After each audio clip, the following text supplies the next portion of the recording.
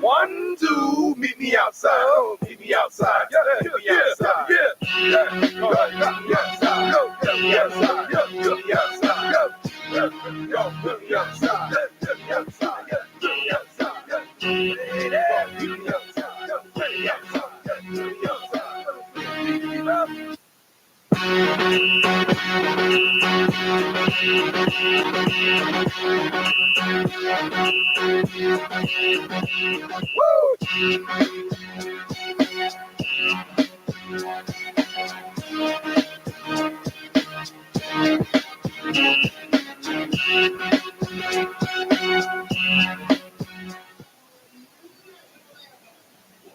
And good evening, ladies and gentlemen. Welcome to another live production here on the Open Mic Broadcast. And we're here in Dallas, Texas for the Cotton Bowl between the Grambling State Tigers and the Prairie A&M University Panthers. I am Philip Prince. Alongside with me is Coach Hires Northern. How are you doing, Coach Northern? Man, I'm doing well.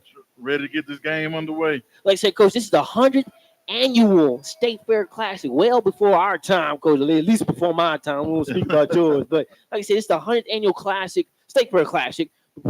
For here today, and we're getting excited for it, Coach. And like I said, you had a chance to be involved in one of these. How do you feel preparing for this, Coach? Well, it was big, to be honest with you.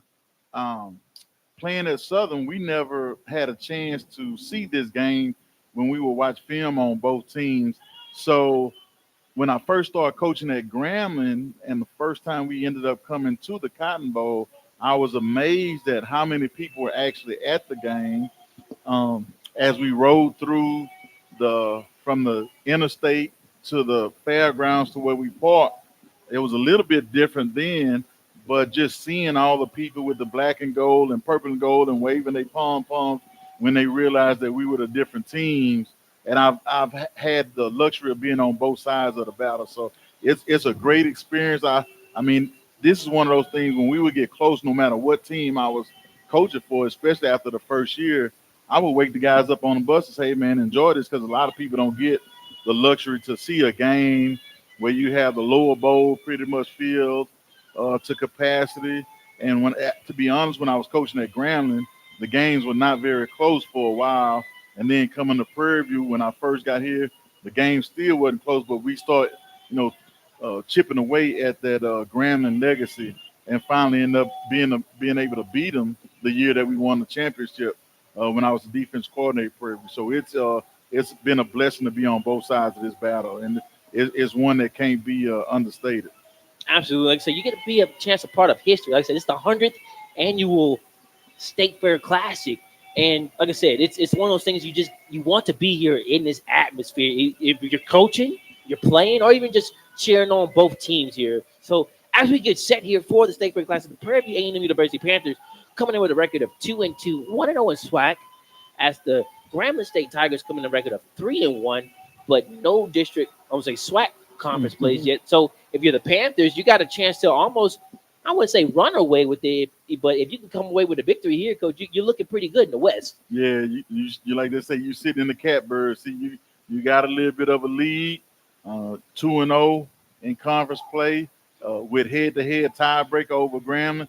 If it should end up coming back to a tiebreaker, because you never know what's going to happen with the western side. You still have to go through the Southerns, the Alcorns, and maybe a Hot Pine Bluff team. So it's good. Like you say, you take care of what you have to take care of, and you don't need help from anybody else.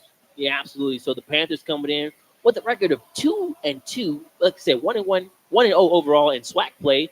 They had a 22-21 victory over Texas Southern in week 1, and then a 27-21 loss to UT Rio Grande Valley in week 2.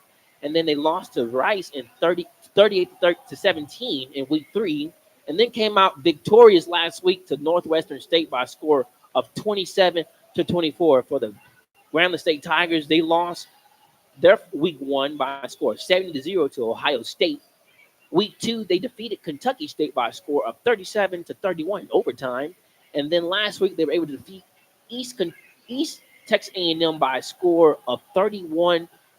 So both teams coming off of a non-conference win here, Coach. So both of them are trying to keep the things going in positive motion, obviously. Yeah, that was 2 big wins for the conference, not just those schools, because a lot of times we tend to struggle against some of the Southland Conference teams, no matter what their records are. So those are big wins. And like I said, you want to just go 1-0 for the week. That's the biggest thing that each coach is trying to strive to their players. But this is big because it is a conference game, and it'll take you a long way if you can keep a 0 on the right side of the win-loss column.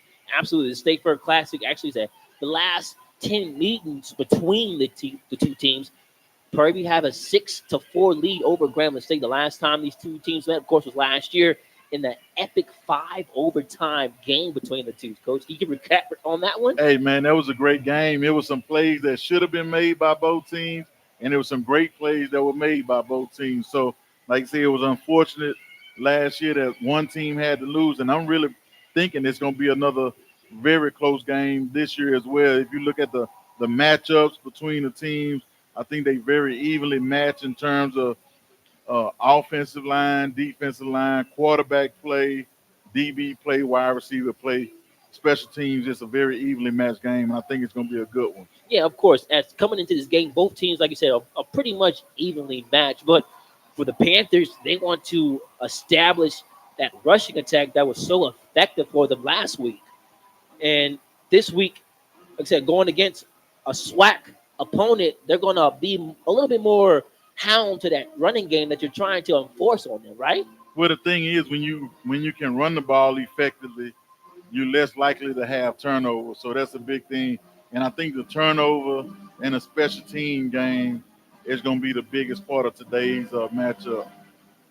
So as we get set here for the 100th annual State Fair Classic between the Grambling State Tigers and the Prairie University Panthers. The Panthers will be the home team this year, coming in wearing the all purple helmet, purple jerseys, gold numbers, trimmed into gold pants, nothing going down the side, so a solid purple. So a solid look for the Panthers. And then for the Grambling State Tigers, they come in wearing the helmet with the black solid green,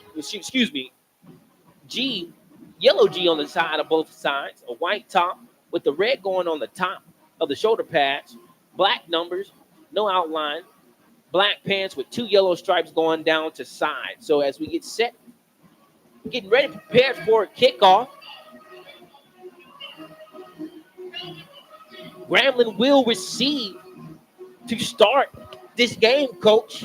So as we get set, we're about, like I said, 1 second, or say, let's say 0 seconds here, and we're about to get set for the State Fair Classic. So as we can conclude this pre-game, we're about ready for game time, Coach. Yeah, it's ready to get this thing kicked off. Look like it's great weather, no wind or very light wind, if at all. So it ought to be very good conditions. They usually keep this field cut pretty low, so we won't see guys slipping and sliding all over the place. So it's a great atmosphere for football. Yeah, Coach, it was a hot one earlier. I will say, I got here earlier, got a custom, walked around, enjoyed the State Fair for a bit. Got a chance to talk to some vendors at least. And like I said, it's a greip atmosphere. If you haven't had the chance to come out here to not watch some good football or just see the State Fair for yourself, you're missing out. Like I said, I can at least speak for that. I don't know if you've seen so much of the State Fair side of it, Coach. Not much of it. Like I say, I really usually when I come, it's all business, so I've never had the luxury of having a turkey leg and all that type of stuff.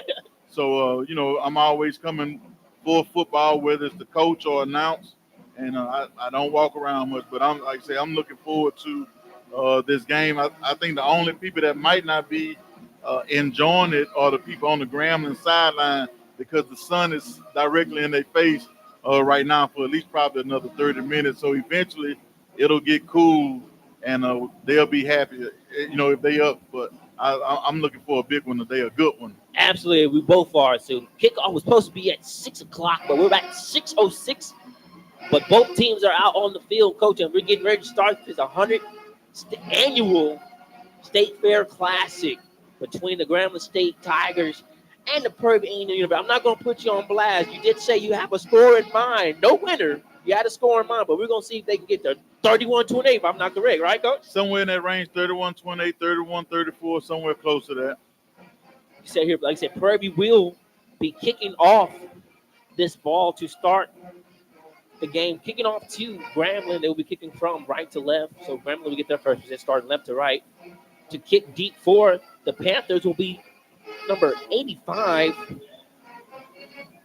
to number 86. Not mistaken. So this ball's returned by the returner from the Grambling. The 20 got a room to run to the right side. Brought it from the left all the way to the right. He's going to run out of bounds past the 40 and say he got back to his own 41. So a good return for the Tigers, Coach, and good start for field position for them. Yeah, last couple of weeks, Prairie been kicking the ball high and short, and don't be surprised if they go back to it, because you can't keep letting your opponent start off on the plus 40 or on the minus 41 or 42-yard line. That's too good of a field position. Absolutely. If you go back to last week, the Prairie and Panthers were able to get good start field position almost, it seems like every offensive possession for them. So if they can try to minimize the good field position that Grambling has right now, it'll be a good start for them in this game, as Grambling has it at their own 41-yard line, moving from left to right in the shotgun formation for them. It's number 1 for the quarterback for the Tigers. Great breakup by the DB. It was a good read by the quarterback. Receiver had it, and the defensive back, the safety, came over the top and knocked that ball loose. I thought he was going to take the check down. It was Teason on the pass, trying to throw to his right receiver on the left side of the field, but just come up incomplete. So to bring up a second down and 10 now for the Tigers. Ball's at their own 41-yard line, working in the shotgun formation. Is Teason now. He's going to change the play call, move the formation from the left all the way to the right now. Got 2 receivers to the right, running back in the shotgun formation with him. Now he's going to signal a receiver in motion from right to left. Going to pitch this one to the running back in sweep motion, run to the left side, trying to hit the outside, but he's going to run to a host of Panthers right there. Yeah, good job setting the edge by the defense. Cornerback came up and missed a tackle, but the safety rallying to the football did a good job of cleaning that up.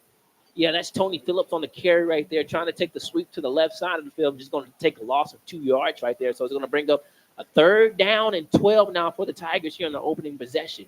This is a down the Panthers really want to keep them in. See if they bring something, what most people call the exotic blitz, or they showing one thing and bailing out. Yep, that's exactly what they did. Shotgun formation, looking to pass, going to take a shot downfield, trying to connect with this receiver that was Barry Miles, the intended receiver. But you say it was just almost a business decision, but it's just overthrown by the chase. He had 3 receivers right there waiting on him if he caught it, too. Well, it was almost looked like they went a Tampa 2 with a linebacker or a safety running down the middle of the field. He had him open, but that was a tough, what we call an up and down, over and under throw that he had to make a good read by the quarterback, but that's a hard throw to make against any defense. A good job by the Panthers showing one thing and then giving them something else.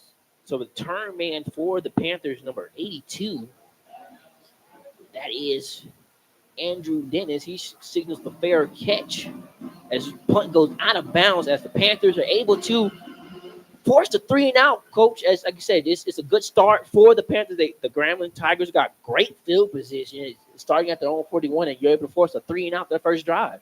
Yes, that's a good job by the defense. Anytime you can keep them from scoring, whether they go all the way down the field, as long as you don't let them put something up on the board, that you'll take that as a plus for your defense.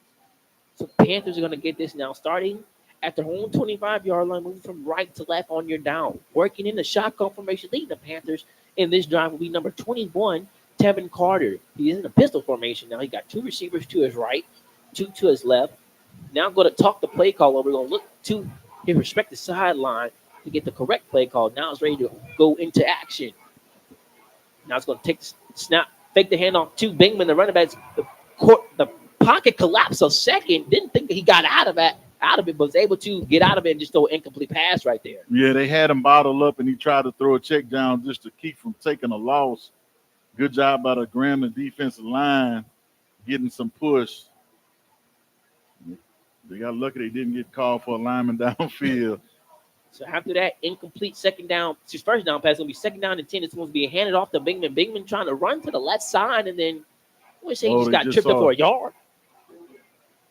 So we'll bring him a 3rd down and 9 now for the Panthers. And like I say, it's just trying to find their way here in this first drive. Both teams kind of stalling here. Yeah, a lot of times when you see an incomplete pass on first down, you can pretty much write it up. It's going to be a screen or a run on the 2nd down, just to make sure you get a completion, do something to make the clock run so you don't send your defense back out there and only 10 or 12 seconds being run off the play clock or the game clock. And they doing the same thing, showing a mug look, and they probably going to drop out of there. Yep. To Carter in the 3rd down, 39 shotgun's going to complete with his wide receiver past the 50, and that's none other than his companion, number 11, Jazeer Rockwell. Jazeer Rockwell has been the safety valve, Coach. Yeah, he's leading the conference in reception, so he's been doing a good job for the Panthers. Yeah, he's able to pick up 15-plus yards on that reception to pick up a 1st down to keep the drive alive for the Panthers. Pass midfield at the Grambling State 49-yard line. It's going to be a reverse. It's going to be hit to the wide receiver, trying to come back on the right side. Now got 1 block to beat. It's going to be finally wrapped up from behind, past the 35 to the left side of the field, say officially at the 33. So a good 12-yard gain right there for a 1st down, Coach. And that's one of those things we talk about. They put formation into the boundary, and they made it look like they were running a sweep into the boundary, so that made the defense flow. And then when you come back, once again, they got formation in the boundary. So, like I say, you look for something a little bit different right here. 1st and 10 for Carter. Carter fakes the handoff. He's going to pass this to his tight end who's wide open, trying to have some room to run past the 15, and finally tackled down behind, let's say at the 14, 13. But yet again, another 1st down completion for the Panthers. Yeah, like I say, anytime you see formation in the boundary, it's usually a big play trying to be created by the offense. They did a good job on that one. So another 10-plus gains of yards right there for another 1st down for the Panthers. Now they're getting inside the Grambling State 20-yard line, officially at their own at the Grambling State 13-yard line. This ball's going to be kept by Carter. Carter's at the 5. It's finally going to be tackled, let's say about the 3-yard line. So a good job on the read option there. Probably could have gave it to Bateman if he wanted to, but they had a two-way go. He could have gave it and got a first down. He did a good job keeping and getting under the puller. The guy was supposed to spill that, make the ball bounce outside, and he didn't do it. Now you see Prairie View coming in with some fullbacks and tight ends. So I'd expect another quarterback run or maybe the shuffle pass that they do. So they're saying the ball is spotted at the 1-yard line. So again, he said the Panthers bringing out that big boy package right here for this first and goal here. You got 2 running backs in the backfield with Carter. This ball's going to be handed off to Bingman. Bingman trying to run off of his back guard, but couldn't find no room to run. They're actually going to lose the yards right there. Yeah, Grambling defense line did a good job getting penetration on that play and wrapped him up. He almost squirted out of there, but they did a good job of keeping him wrapped up. So the Panthers are in field goal range, but they would definitely like to see this drive in with 7 points instead of 3. Second and goal. Ball is at the Grambling State 2-yard line. Carter in the shotgun formation, got 2 receivers to his right, 2 to his left. 10-28 remain. 10-22. McDowell on the run. And this actually, I'm sorry, they confused me. This ball's going to be kept by Carter on the read option and in for the 2-yard run. Yeah, it's great. Like you say, he's doing a good job of reading it right now. So Carter able to successfully run the 2 yards in for himself. I thought it would have been in for McDowell. McDowell would have been in easily for the 2 yards, but we said Tevin Carter's able to run the 2 yards himself to get the Panthers on top here to get the first score in this game, pending the point after tip to make it 7-0 here. Yeah, it all goes back to that big third down play that they had where he had a guy going down the seam and made a good throw. The kick, the hold, and the snap was good. So the kick makes it 7-0 here at the Cotton Bowl. The Prairie View Panthers are able to capitalize on their first possession to take the early lead 7-0 over the Grambling State Tigers. You're listening to the the Open Mic Broadcast Network here at Dallas, Texas. We'll take a quick break. We'll be right back right after this. The birth of legends are storied in this conference. We must never forget our rich history. We now turn our gaze to the future. The new legends will emerge. New heroes to arise. The Southwestern Athletic Conference. Be our history.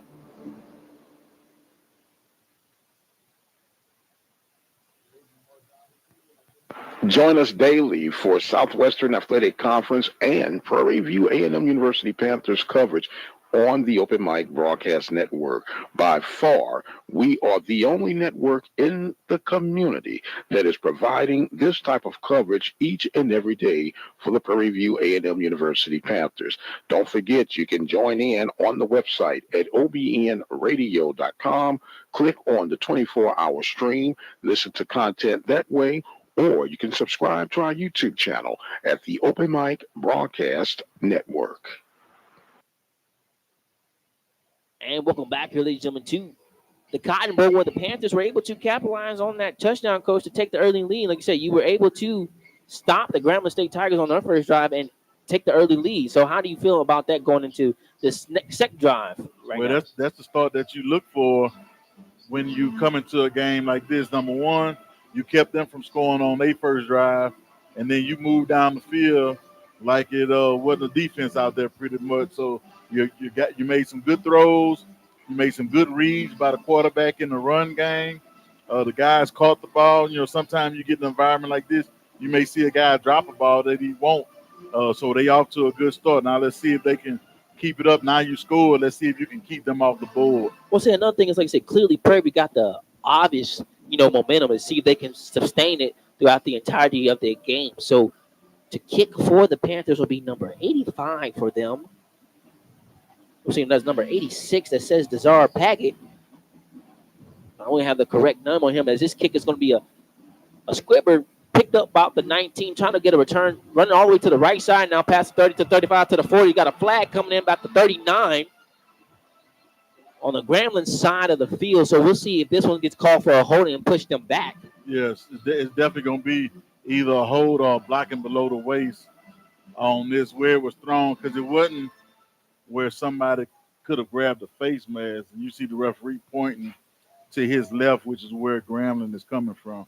But, you still don't want to give up that many yards and have to hope a holding call bails you out.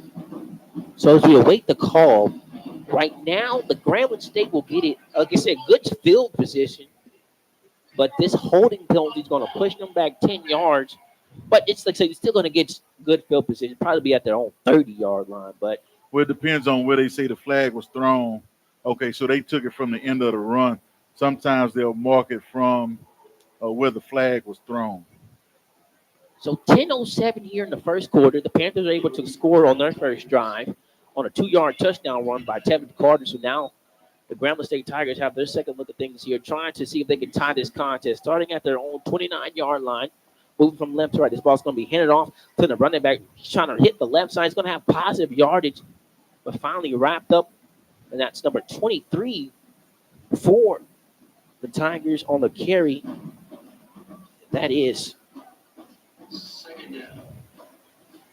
number 24, Clyde McClendon on the carry, picking up 8 yards on that carry. They got some great knockback on that play. The Prairie defenders were getting pushed around, so let's see if they get a little bit more dig in. 2nd and 2.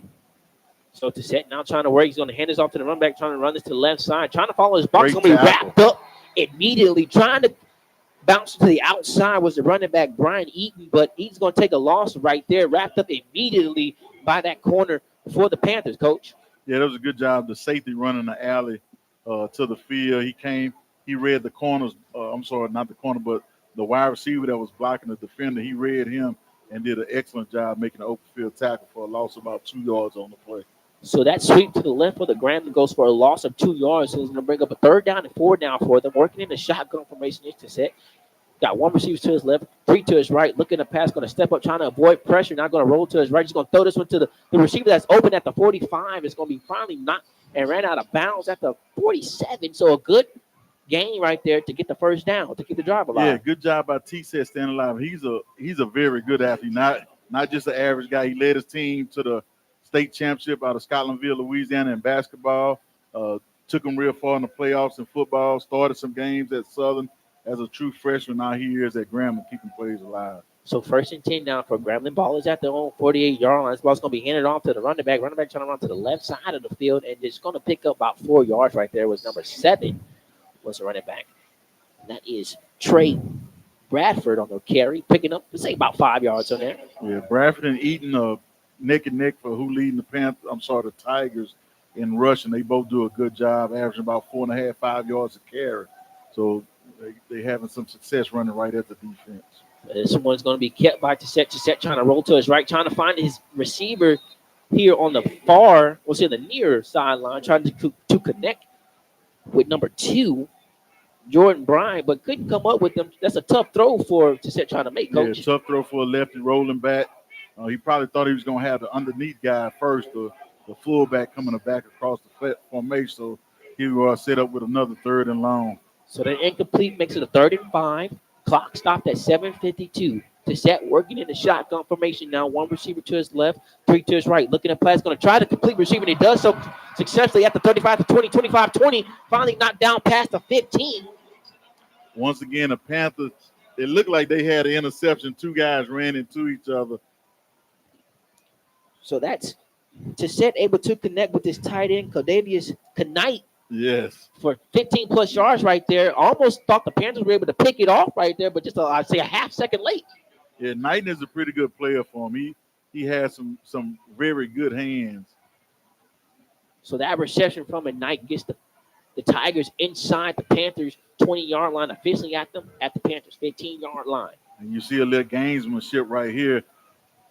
Grambling brought an offensive player in. Prairie automatically sent a defensive player. Now we're sitting here with 2 seconds on the play clock. T-Set doesn't realize it. That's why Coach Joseph called a timeout. He didn't think he was going to get it off. But one of the things I talked about, too, on one of the shows I do, PV versus Everybody, is the fact that before the game, the coaches usually walk the field with the players, and there's an example of T said not following through with knowing where the play clock was, but it also goes back to what Prairie did, automatically sending the defensive lineman out there, and that took an extra 4 or 5 seconds off the play clock for Grambling.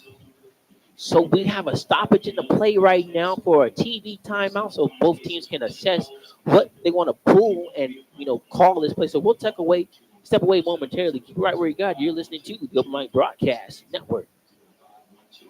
This broadcast has been made possible by the support of the Prairie View Athletic Club. The Prairie View Athletic Club is a proud supporter of Prairie View A&M University athletics. For more information on becoming a member of the Prairie View Athletic Club, send your email to pvathletic.club@gmail.com. That email address again is pvathletic.club@gmail.com. Prairie View Athletic Club, a proud supporter of Prairie View A&M University athletics.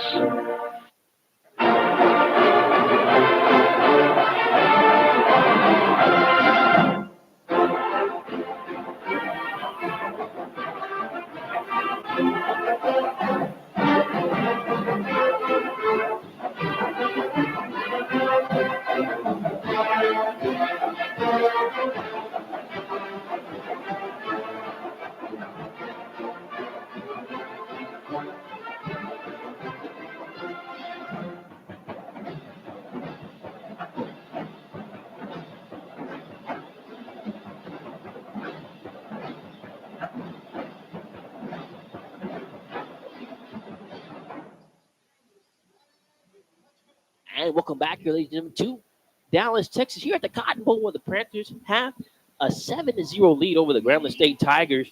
Right now, the Tigers do have it at a 1st and 10 inside the Panthers' red zone, officially at the Panthers' 15-yard line. So the Grambling State Tigers are trying to answer the Panthers' first drive of scoring a touchdown, Coach. Yeah, that's one of the things you try to do is keep the momentum when you do score, whether it's a field goal or a touchdown, is try not to let your opponents come right back and answer. So far, so good for the Tigers, not so good for the Panthers. Absolutely. So a good turnout here at Cotton Bowl. So this one's going to be a handoff to the running back. That's number 7, Bradford. Bradford trying to run to the left side of the field, but wrapped up immediately by 2 Panthers defenders. But you're going to say Bradford got 2 yards on that carry. Yeah, good job inside out by the linebackers pursuing the football. Those guys can really run. And I see Prairie put the big nose guard back in the game. So, they're going to try to shut down that inside run and make them bounce it where they can use their speed. So the video board is saying 2nd and 9. The chains are saying about a 2nd 9, a long 9, a short 8.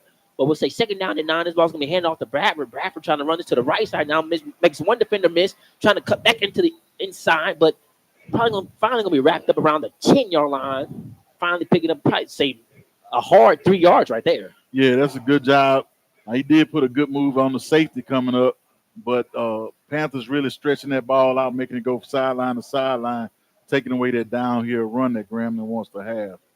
So 6 minutes off this first quarter. 3rd down. It's a 5 for the Grambling Tigers. Ball is at the Panthers' 10-yard line, working in the shotgun formation. Is to set. He has 3 receivers to his right, 1 to his left. Now I'm going to keep my eye on the tight end right here. Pump fakes looking to step up to the pocket. They're going to roll. Now has an open receiver. It's going to overthrow him. Yeah, they tell him he should have just ran that, which he really should have. He could have ran that one. He had actually 2 open receivers. He had the tight end open twice and missed the out route on that. So in that, they probably going to come back to that in the red zone again. They got the tight end working one-on-one with the safety. And he's got some size on. He's not the fastest guy in the world, but he does have some size. A good job holding him to a field goal when they get down this far. Yes, sir. So it's going to bring out the field goal unit to attempt this 27-yard field goal. That'll be number 85, A.J. McCorrell. The snap is good. The hold is good.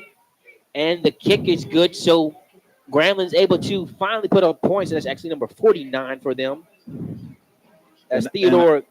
Actually, they could have called illegal procedure because he was leaning and took a step before the ball was actually snapped. Coach, we're up here. We're up here. You got to remember that. Sometimes they only looking at the end men on the line, and the interior, and then the referee is looking more for roughing the kicker than he is does he start early or not. Absolutely. So the Panthers couldn't. I'm saying if we have Coach Norton out there officiating, maybe we get a call right there to push him back. But like I said, we got Coach Norton up here calling the game with me. So the 27-yard field goal is going to be good to make it a 7-3 lead now for the Panthers. So now the Panthers have their second thing to look here. So how do you go about it if you're the Panthers, Coach? I mean, of course you want to try to put 7, but if you can at least come away 3, like I said, to keep that momentum that you had. Yeah, you just want to be able to answer. You want to either match or multiply the 7 that you have and make it 14, or you want to get 3 out of the first thing you don't want to happen is go 3 and out. A lot of times a coach may set a goal. If the other team scores on us, let's at least get 1 first down the next drive. And then even if you have to punt, depending on where you start, you can still flip field position and make them have to go a long way. Absolutely. So as we get set and ready for the Panthers to get their second look at things, we're going to remind our listeners that today's broadcast being brought to you by the Prairie Athletic Club, serving the Panthers since 1986, a proud partner with the Open Mic Broadcast Network. And also like to thank the Temple of Refuge Ministries, located out of Prairie A&M University, Texas, building the kingdom one soul at a time, a proud partner with the Open Mic Broadcast Network. So as we get set here in the Cotton Bowl, where the Grambling State Tigers were able to capitalize on 3 points on their second drive here, the Panthers are trying to extend their lead here, but so far the Panthers have controlled, like I said, in a little bit of it, say the game just started, but they have controlled, like I said, the huge part. I said that's momentum swing for them, Coach. Yeah, that's the big thing we got to do is just keep our composure and keep this thing going. Get it back what you had until you let them run, not necessarily run down the field, but answer with some type of score. You had a couple chances to get off the field, and fortunately for the Panthers, T-Set either didn't run the ball in or made a wide throw where they had somebody open for a touchdown. Yeah, the Panthers caught a break right there. If T-Set could have probably said ran that one in for the touchdown, yes. But we'll take that. We'll take that one if you're a Panthers fan. So now to receive this one for the Panthers, standing at his 20 will be Bingman. We'll see Campbell, and then standing at his 10 should be number 82 for the Panthers. That's Andre Dennis, as they're going to let this one just roar into the end zone for a touchback. So the Panthers will get this one started at their own 25-yard line. Yeah, that goes back to when I was talking about how you can hear the thump of the ball when they hit his foot. Now, he's not I watched him doing pregame one. He's not the most accurate guy, but he got a very strong leg, though. Yeah, it's not much wind that's going to impact today's game. You see the flags here at the south end zone. Like I said, not much of an impact in it. So it should be a pretty clean side for the special teams for both teams. So Carter trying to see if we can add on to this already 7-3 lead for the Panthers. Wasn't initially in the pistol formation, now in the shotgun formation. Got 2 receivers to his right, now rolling to his right, looking to pass, going to receive, try to connect the receiver in and out of the hands, intended for Cameron Bonner, trying to run a little out route, but couldn't complete it going to out of bounds. I don't know if it was too hard for him or just a little bit behind him. It was a little bit behind him. Quarterback is rolling, and that's one of those situations you have 4 receivers to the strong side. So a lot of times you see a sprint out or a very quick pass. Now you have formation into the boundary, and like I say, incomplete pass. Let's see if we get a run right here. So the incomplete pass, make it a 2nd down and 10 now for the Panthers. Man in motion from left to right. Carter is going to pass it to the receiver that was in motion on the right. Try to set up a little screenplay over there, but maybe he's going to get 2 yards right there. The Grambling State Tigers was disciplined over there on that right side of the field, all over that one. Yeah, you see the Tiger defense stretching it out and trying to go for the ball at the end of the play. So it's a good job. Some teams, that's the extension of the run game, to the swing pass like that. So now we got another 3rd and long, 3rd and 8. Let's see if Grambling plays a little bit more base in Prairie View. The middle of the field is wide open. Yeah, Carter goes to Bonner for the 2 yards to make it a 3rd and 8 now. So Carter now rolling to his left, trying to make the play develop, but she's going to take this one and roll out of bounds. Right there, you would have wished Carter probably would have took the acting class if you're the Panthers. Yeah. Sell right there, but say this one, he ran it, and it's going to get back to the original line of scrimmage where that last play took off. So they're going to say he went for no yards. So they're going to make a 4th down and 8. He's going to have to bring out the punting unit. Yeah, that's one thing. Like I say, you want to try to at least get 1 first down. And you see 2 times they moved the pocket for him to cut down all the reading on the field. But unfortunately, no one was open for him. And the Grambling defense did a good job of stretching their playouts. So Graham was able to force a 3-and-out here in the punt unit. So this one will be punt behind number 48 for the Panthers. That is Atwell trying to let this one take a bounce, and it's going to take a PV bounce instead of a Grambling State bounce and roll all the way down past the 25 to say Grambling 24-yard line. So that's where the Grambling State Tigers will get this one. Their third look at things here, trailing by a score of 7-3 here at the Dallas Cotton Bowl. We'll take a quick break. We'll be right back right after this. Join us each and every Sunday morning, 10 a.m. Central Standard Time, for a word of encouragement from the Temple of Refuge Ministries. Simply dial 857-777-0000. Welcome back here, ladies and gentlemen, to the Open Mic Broadcast Network here in Dallas, Texas, where the Grambling State Tigers now have this one. Going to hand this one off to the running back, trying to cut back to the left side and cut backwards almost in a sense. And we probably got 2 yards in, but that cut backwards probably lost a yard right there. Hey, man, that was a great job by the cornerback.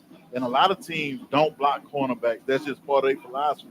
We want to make the cornerback beat a tackle. And the guy from Prairie did a good job making him cut it back inside. So that carry went to the running back number 10, Eaton Jr.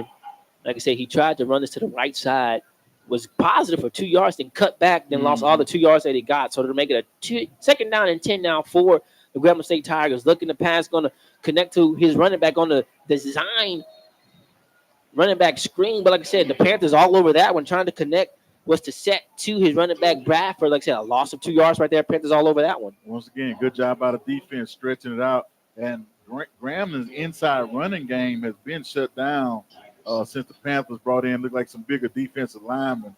Almost like they have 2 nose guard and another nose guard type at the defensive end spot. So the Panthers going 3-man on the line here on this defensive play. 3rd down and 11 for the Grambling State Tigers. We got I guess you could say a man was off sides for the Grambling State Tigers as he was trying to come over from the left side to the right side. Well, he was coming off the sideline, so it doesn't matter if he's offside as long as the ball is not snapped. And they still had some time to avoid the delay. And you can see Coach Joseph very upset. Oh, very upset. Yeah. Very upset. And look, he's a New Orleans animated guy. I've been knowing Coach Joseph for a very long time, almost since he first started as a grad assistant.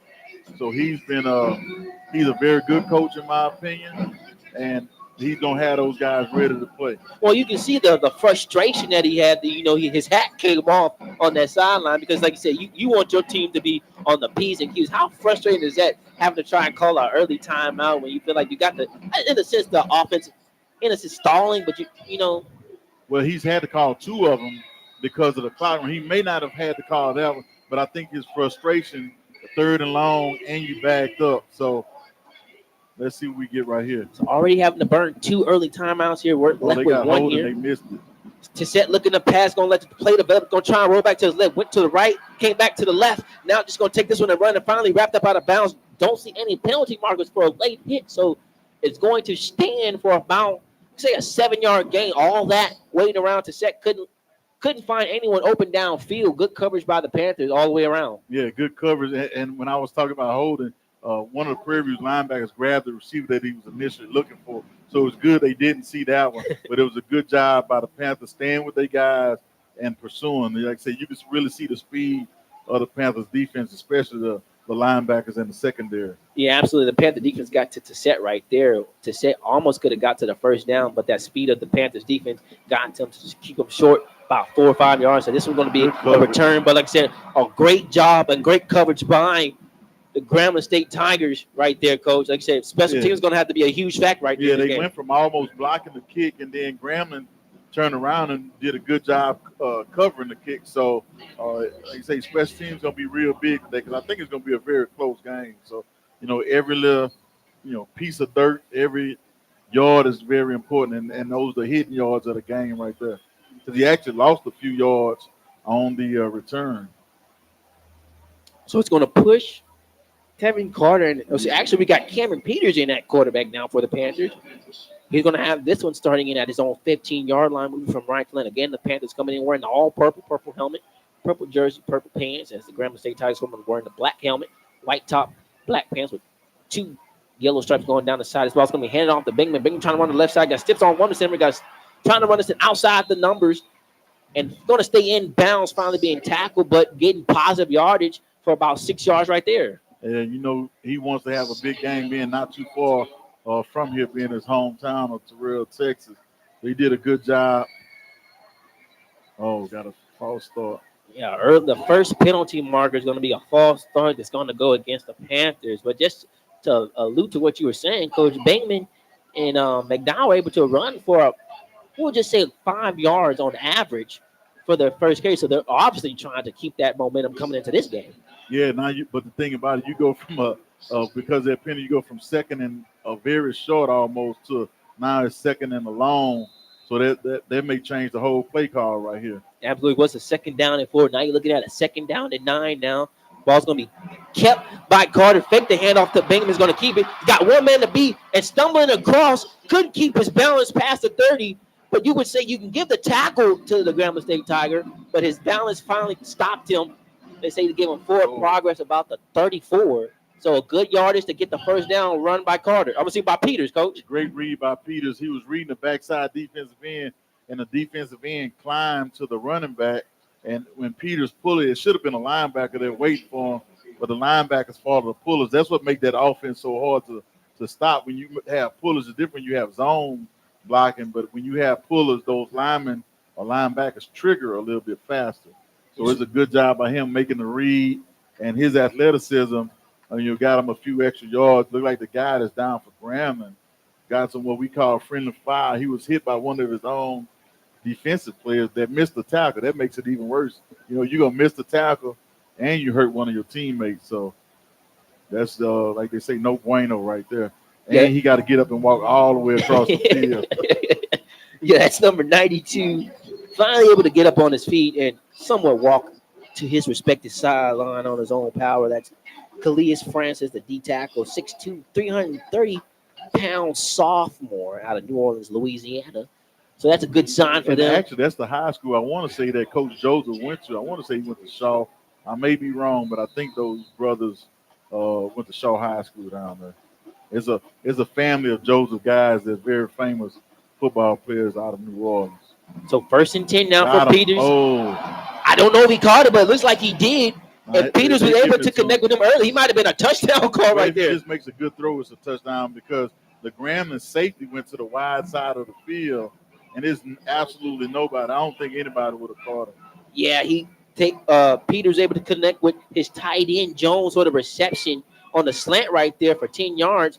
And now he's working the shotgun formation. Going to throw this one to Bateman on the left side to try to set up you can say a running back wide receiver screen right there, and it's going to go for positive yards. You say you get 7 yards right there.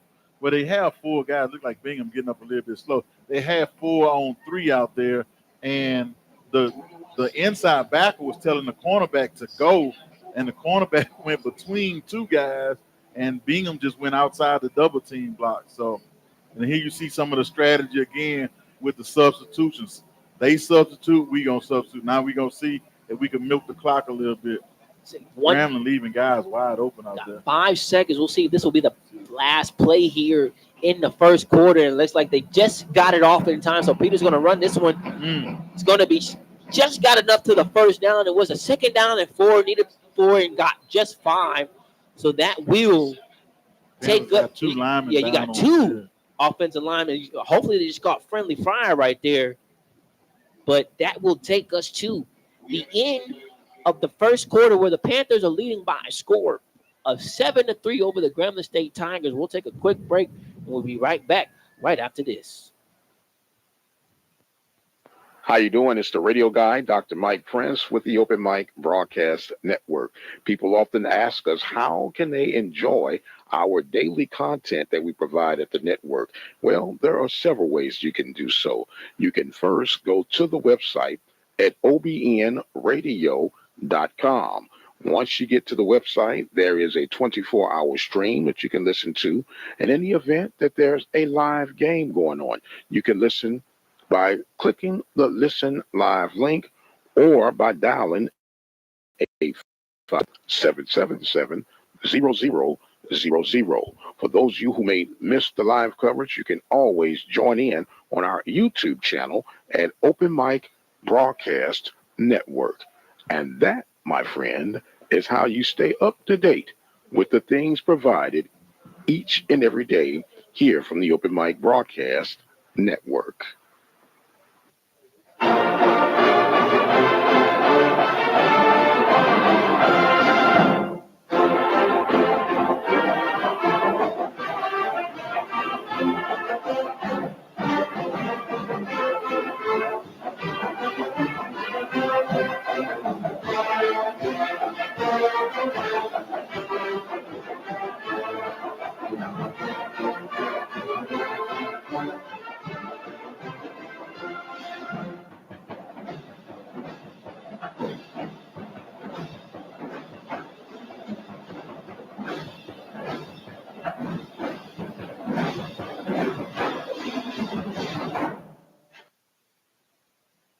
And welcome back here, ladies and gentlemen, to Dallas, Texas, here at the Cotton Bowl, where the Panthers have a lead over the Grambling State Tigers by a score of 7-3. So far, so good for the Panthers. If you can take that first period away from them, Coach.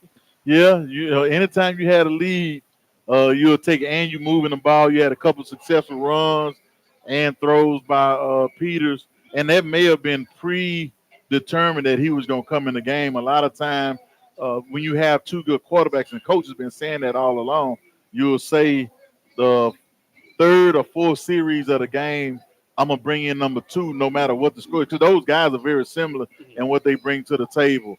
So, unfortunately, Peters did miss one pass that probably would have resulted in a touchdown. But, like I say, he's moving the ball pretty good. 1st and 10 on another good run where he, like I say, nothing hurts a defensive coach or a defensive coordinator than it's they need 5 yards for a first down, and they barely get 5.5, 6 yards. So I know, Graham's going to get back to the drawing board to see what can they do. And Prairie, you got them jokers running from sideline to sideline. When you throw a screen to this side, you showing them counter action, you running straight at them, you throwing a swing pass, and that'll get those defensive linemen where they get tired and they have to think a lot. And like Coach Orlando used to tell me, he said, man, they got a whole lot to think about already, so they don't have time to think about what you telling them in 15 seconds. Did I get a pull? Did I get a down block? Did I get a reach block? And still knowing what my keys. Oh, and by the way, it's a huddle call all involved in that. Absolutely. As we get set to start this second quarter, the Panthers are going to get this now moving from left to right. They have this one inside the Grambling State territory at the Grambling State 39-yard line. Nobody's on the tight yard. They would have stayed where they were. Nobody was on the tight end for Prairie View. So Peters going to take this one's going to be batted down at the line of scrimmage by defensive lineman number 0. But they say it was the cornerback Quentin Talley on that one. But say number 4, defensive Bryce Cage on the knocked down. It's a good thing it was knocked down because that safety he got underneath that, and he probably would have jumped that route and taken it to the house off the zone read. So it's a good thing it was knocked down though. So that knockdown makes a 2nd down and 10 now for Peters. Shotgun formation, empty formation now. He's going to bring McDowell in formation. It's motion. That's going to be a loose ball. It's going to be covered by Grambling State. Miscommunication on trying to handle the ball to McDowell on the jet sweep. And Grambling State right there, number 10, Warren Robinson able to fall all over that one, Coach. Yeah, he did a good job of getting upfield and causing some confusion at the mesh point. And he caused confusion, made the quarterback pull the ball, and he put his hat right on the ball as the quarterback was pulling it out of McDowell's belly on the power read. Yeah, he was doing one of those things where, let's say, we're watching a replay right there. He wanted to keep it last second, but just should have been better off to keep giving that off to McDowell. So now the first turnover goes over to the Grambling State Tigers. They're going to get this one starting at their own 45-yard line in the shotgun formation. It's a set. The set's going to hand it to the running back. The running back trying to run to the right side. He's got a good block, a good gain right there. He's going to say he got to the midfield for a gain of 5 yards right there. So a good run right there by by number 24, McLendon Jr. Yeah, just a good inside zone run play. Graham, the offensive line, got a little bit of push, and he did a good job not trying to make it go to the outside. Sometimes old coaches say you got to get 5 in order to get 50. You can't turn everything into a home run. So even though you're trailing right now by a score of 7-3, but Graham, you feel like you got the momentum back on your hand, Coach, huh? Yeah, well, anytime you get a turnover, you think you got momentum. So to set working in the shotgun formation, trying to hand this end. to the running back, number 24, McGlennon, once again. But like you said, wrapped up immediately by that defensive end on the right side. Yes, good job. He did a good job of shedding the block, stretching it out, then getting off and making a tackle. And they're not missing very many tackles so far today. So you can say that was number 6 for the Panthers. Malik Garcake on the tackle right there to make it a 3rd down and 6 now for the Tigers. You say push it back into their own territory. Ball spotted at their own 49-yard line, moving from right to left on your down. It's 13:34 remaining here in the second quarter to set in the empty formation. Got 2 receivers to his left, 3 to his right. He's going to step up in the pocket. He's going to take this one. Going to be intercepted by the Panthers at the 40, at the 45, trying to follow his block at the 50, now at the 45, finally tackled at the Tigers 40. So the Panthers get the interception back, trade turnovers. Now the Panthers have that momentum right back. Yeah, it's a good job by the safety reading the quarterback. And then once again, they showed a pressure look, and then they dropped. And T-Set just overthrew the ball. The safety rotated from the backside. He had a guy open. He just threw it too high. Once again, he was rolling one way and didn't get his shoulders turned to make a accurate throw. And he almost flipped that throw more than just coming over the top in the way he normally does. Interception made by the D-back, Trevor Randall right there. And who said D-backs can't catch, Coach? It harpooned him, but we'll count it. And he's one of the leading tacklers for the Panthers as well. So now the Panthers have this one now. You say they got the momentum back now. Peters back at quarterback, working in the shotgun formation. Got 2 receivers to his left. Look at the bats now. But just going to take this one and throw it away was number 21, Tevin Carter. So there you go. You got the 2 quarterbacks in there, Coach. So yeah, and they may have – it may be because more of the nose guard than the change in quarterbacks. The Panthers got lucky. They didn't call for linemen downfield, but like I said, that's SWAC refereeing for you a little bit. It's a good job by the quarterback throwing the ball out of bounds and not taking a loss, because it could have been about a 7 or 8 yard loss. So 2nd and 10 now. See Carter back in at quarterback. This one's going to be intended to the receiver number 9. That is Rodney Oho, but Oho could not complete the catch upon receiving the hit. So it's going to make it a 3rd down and 10 now. Hey, man, this is a good battle going on by the defense. You'll take it. It was a little bit high of a throw, but good job by the defensive back to put his helmet in Oho's back and jaw that ball loose. Yeah, but that's one of those things, Coach. If it hits your hands, I got to see that catch through if you're on the offensive side. Yeah. As an offensive coach, you telling me hit your hands, you're supposed to catch it. So it's 3rd down and 10 now for Carter. He signals McDowell in the motion. It's going to be a design quarterback keeper, but it's going to be met immediately. Almost thought he's going to be able to break that one, catching the defense off guard, but number 99, Javarius Sherrod, I should say, was all over that one, Coach. Yeah, good job getting off the block. Look like, are we sending a punt team out? Yeah. But see, we about almost a 55-yard field goal from here if you try to attempt it. So it might be a little bit out of his range. I would say it's a good fake territory, but Grambling kept their defense out. So usually if a team keeps their punt safe team out, you take the fake off and tell them go ahead on and try to pin them deep. Say 4th down, they say 8, and to bring out the punting unit for Tremaine Jackson and his off. Not the best. So we're trying to just pin them inside their own 5. And they're going to get a little roll right there, Coach. Spoke a little bit too soon right there. Hey, you'll take it if you're a Panther. Yes, sir. This was going to be pinned down inside. At the 2. It's at the 2-yard line, so Atwell was able to pin Grambling State inside their own 5 at the 2-yard line. So we'll take a quick break, and we'll be right back right after this to see if the Grambling State Tigers can come back and see if they can regain the lead here at the Cotton Bowl. You're listening to the Open Mic Broadcast Network. Join us daily for Southwestern Athletic Conference and Prairie View A&M University Panthers coverage on the Open Mic Broadcast Network.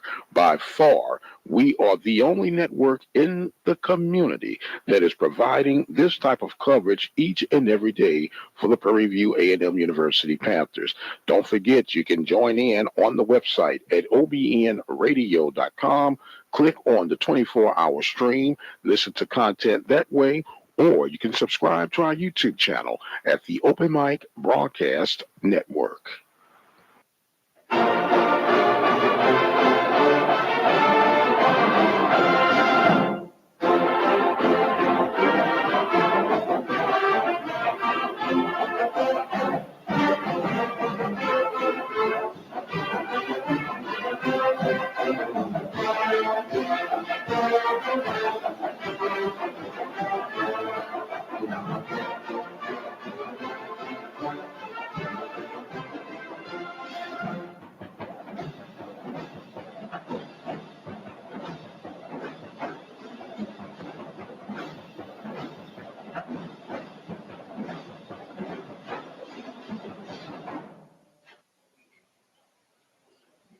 You back on the air? Yes, sir. Okay. So we were just talking about, so today we got a couple guests in the box. I got Adam North up here on the binoculars right now. So we wondered where was number 3, Sterling Roberts. And then we recalled that he got ejected from the last game. So he had to sit the first half of this game, but he's actively involved. You can see him talking to the guys as they coming off the field, talking to the other linebackers on the field. And I guess he's waiting on his appearance in the second half. So I was wondering, what was going on. Then it came back to me. So, Look, can you go back to the drawing board or the memory core? You ever got ejected back in the day, coach, in your playing have time? I ever got ejected? No, I have not.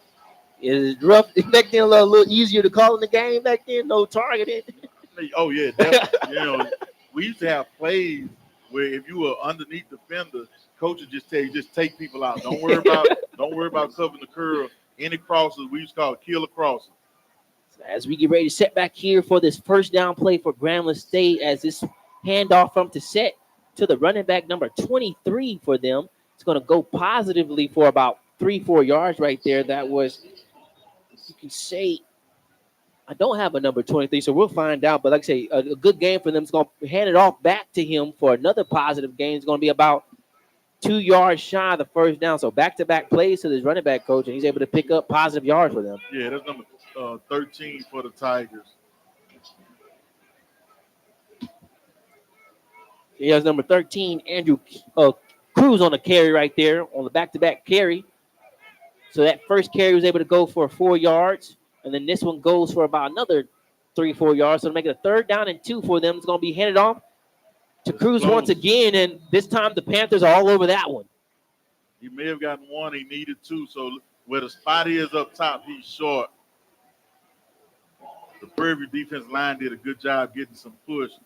So it turned into a defensive battle after, both teams scored within the first 2 drives. Now it's turned into a turnover, short yardage battle. Yeah, it's a 4th down and manageable, 4th and 1, so you can't fall asleep on the fake if you're the Panthers. But if you're the Grambling State Tigers, you want to try to punt this one away just to flip the field as best as you can, as this one is going to be just being done. And so there's going to be a fair catch signal called by the Panthers. You'll take that ball right there all day. You at the 48-yard line, that's very good field position. Absolutely. So we'll stay right here, Coach. So if you are here in Dallas, Texas, or even if you're listening to the game close, I want you to do a favor for me. Just go by and stop by my man Tim. He's got some good stuff for you. He got some good athletic appearance for you. You got a good light for you. I'm a big Steelers fan. He got some good lights for you out there. A good cup, Coach. Some chandeliers if you want to put up there in your house. Some lanyards. So you go by and check by my man Tim. Tell him Philip sent you. So we get set to go back here in the Cotton Bowl. Panthers leading by a score of 7-3. They get their next look up here, trying to see if they can capitalize and extend that lead. Carter backing, working in a pistol formation. Going to hand this one to McDowell. McDowell trying to run this to the left side. We got some penalty marks coming in late after the play, but we got some helmets off the field. It looked like it's going to be hands to the face, and the guy threw to him. He didn't just knock it off, but the guy had to go probably about 20 yards.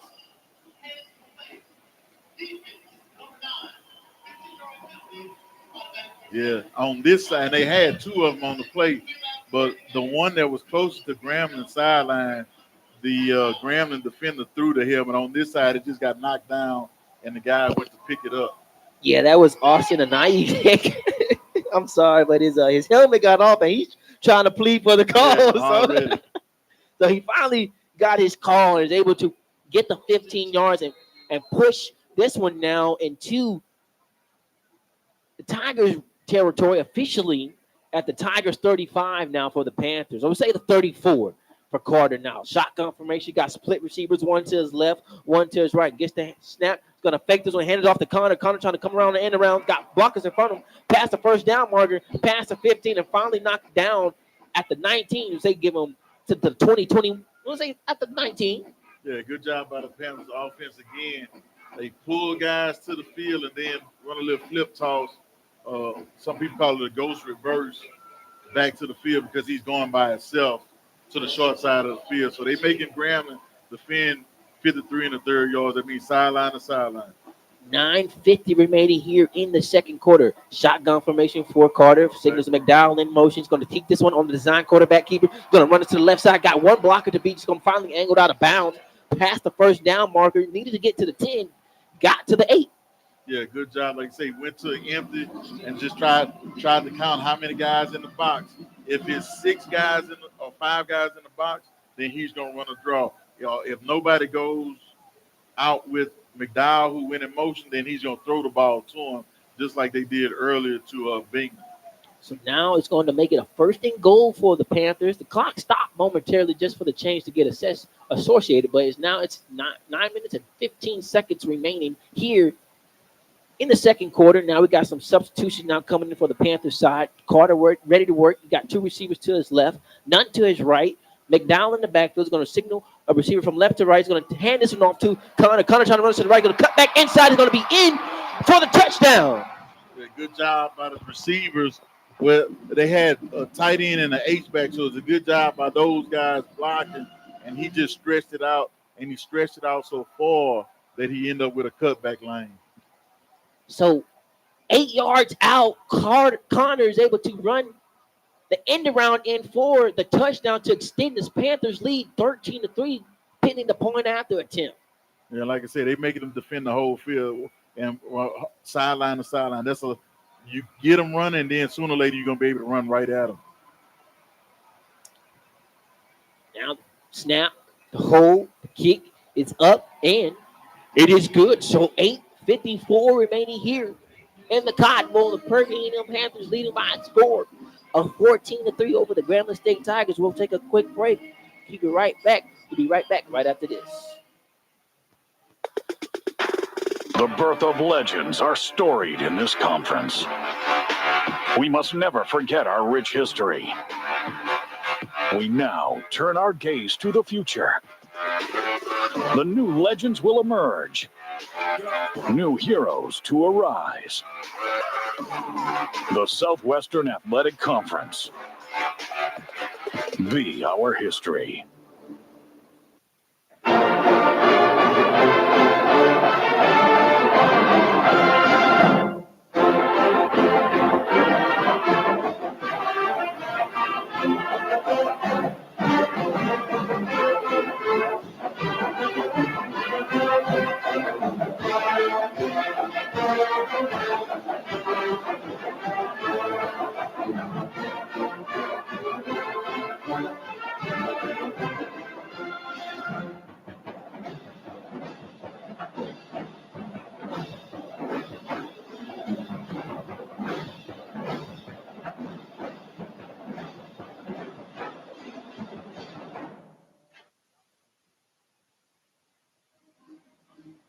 And welcome back here, ladies and gentlemen, to Dallas, Texas, here at the Cotton Bowl, Coach, where the Panthers are able to extend their lead here. At first, it seemed like the momentum was going to get away from them, but they were to regain it right there off that touchdown run by Connor 8 yards out.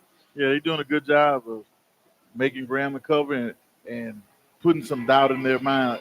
What am I supposed to do? Do I take the down block? Do I worry about the puller?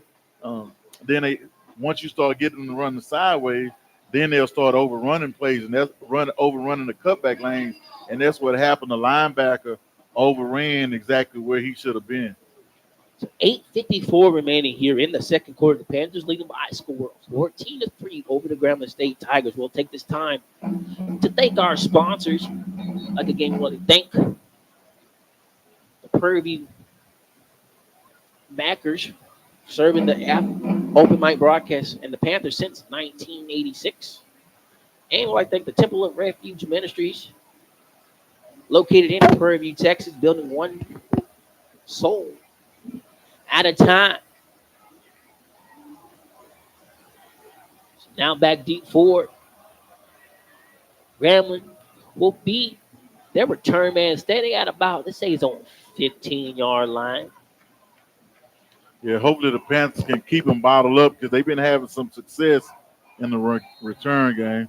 It's number 6, Tony Phillips, the lone return man, to kick deep for the Panthers will be, like I said, number 86 for them. So they don't have an 86. They're saying that's Pursuit Paget, but I'm pretty sure we'll get that corrected at halftime. The short kick by the Panthers. It's going to be that's the one you want right there. Fair signal caught by number 13, Andrew Cruz. So he'll have the Tigers offense starting at, let's say, about their 31. Yeah, they stand on 31. Ready for play. So 1st and 10 for the Tigers, moving from right to left. Again, the Tigers coming in wearing the black helmet with the G, say the gold or yellow G, however you want to describe it, on both sides of the helmet. White jerseys with a red stripe going down the shoulder pad with black numbers. We do have a penalty marker that's going to go against the Panthers. So the Tigers get an extra 5 yards to start their possession. So instead of the 30, I want to say instead of the 31, they'll get this one at their own 36. So 1st and 10 for the Tigers. Man in motion, running back going from left to right. It's going to be a running back screen to the right side, trying to connect with. Great play by the deep cornerback up there. Yeah, trying to connect to his running back was to set Bradford, but that one goes for actually no yardage right there. He said wrapped up perfectly behind the defense right there, Coach. Yeah, hey man, I don't know if you guys can hear it in the background, but we got the wave going on, and I'm thinking back to being on the sideline, man. You get chills as certain things happen in the Cotton Bowl. 2nd down and 10 now for Grambling State. To set, looking the pass, rolling to his left, go take a shot downfield. It's going to be incomplete. Trying to complete to his intended receiver number 6, and that was again Tony Phillips on the reception. Oh, so excuse me, that was number 0, Keith Jones Jr. on the intended receiver, but like the ball was a little short. So that short incomplete pass makes it a 3rd down and 10 now for to set in this offense. Trying to get the correct play call from his sideline from the far side. Now he's ready to work. Got 2 receivers to his right, 3 to his left. Gets the snap. Looking to pass, steps up in the pocket, gonna pump fake, not complete. This is receiver running backwards, and good pursuit right there. Try to complete to number 2, Jordan Bry, but good pursuit right there, Coach, to force him backwards and stop any momentum right there. Yeah, he was trying to cut under the linebacker that dropped, and when he cut, the ball was thrown to him. So it was one of those situations where T-Set is struggling to find receivers when Prairie only rushes 3 and drops 8. So it's almost like what most people call a Tampa 2. Yes, sir. And that's Kennedy Parker right there, Coach, cleaning up the work right there. So now it's going to force Grambling to bring out the punting unit once again. No fair catch signal made right here by the return man.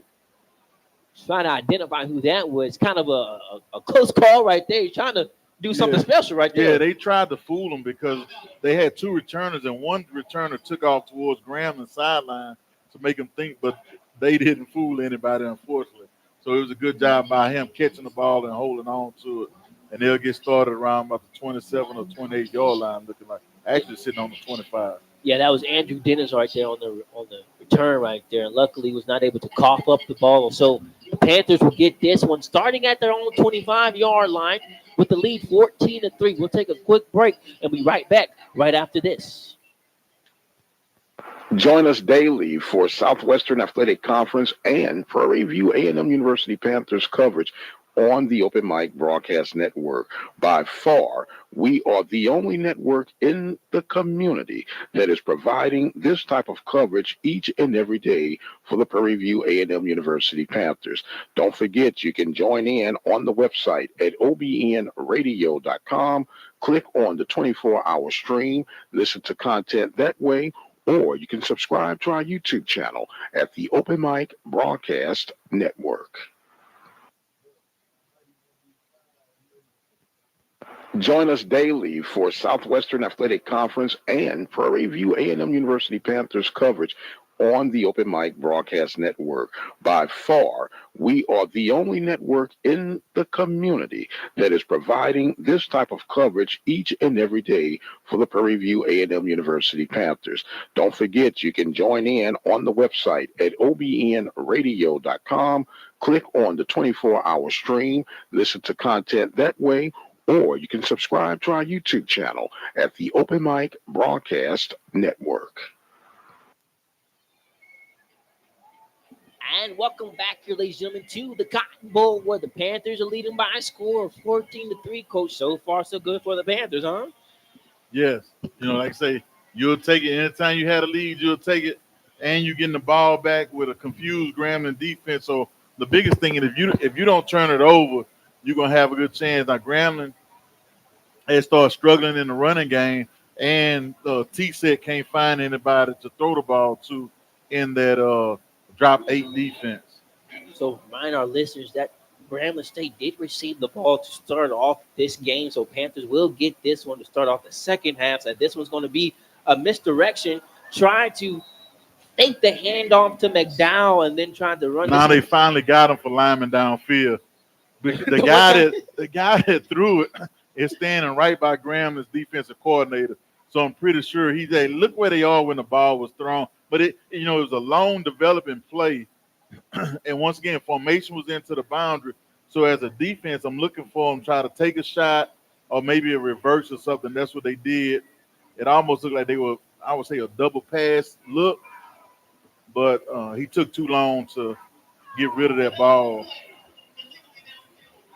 So the one time the Panthers finally get flagged for the illegal man downfield, it's going to hurt them and push them back. Well, actually, it's not going to push them back to the play. And that's the thing. That's the thing about it. So it should push them back, and you should lose it down because it's just an incomplete pass. But that's a penalty that don't really work for the defense right there. So it's a 2nd down and 10 now for the Panthers. It's going to be a quick check down to McDowell, the running back. McDowell still on his feet, shakes one defender off, still on his feet. Then finally going to be brought out of bounds. So we see if we get a late flag, and we do going to get one. Thank you. We finally got one as the whistle was already blown, and McDowell was still on his feet, then finally got thrown out of bounds.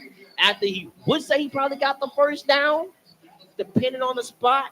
Yeah, he already had the first down, but it doesn't matter because that's an automatic first down. So as we await the call, McDowell was able to get the reception from Carter, assuming he has enough for the first down where Ford Progress stopped them initially about their own 35-yard line. But now we have the penalty marker that's coming in at the end of the field, or at the end of the play, I should say, about at the Panthers' 32-yard line.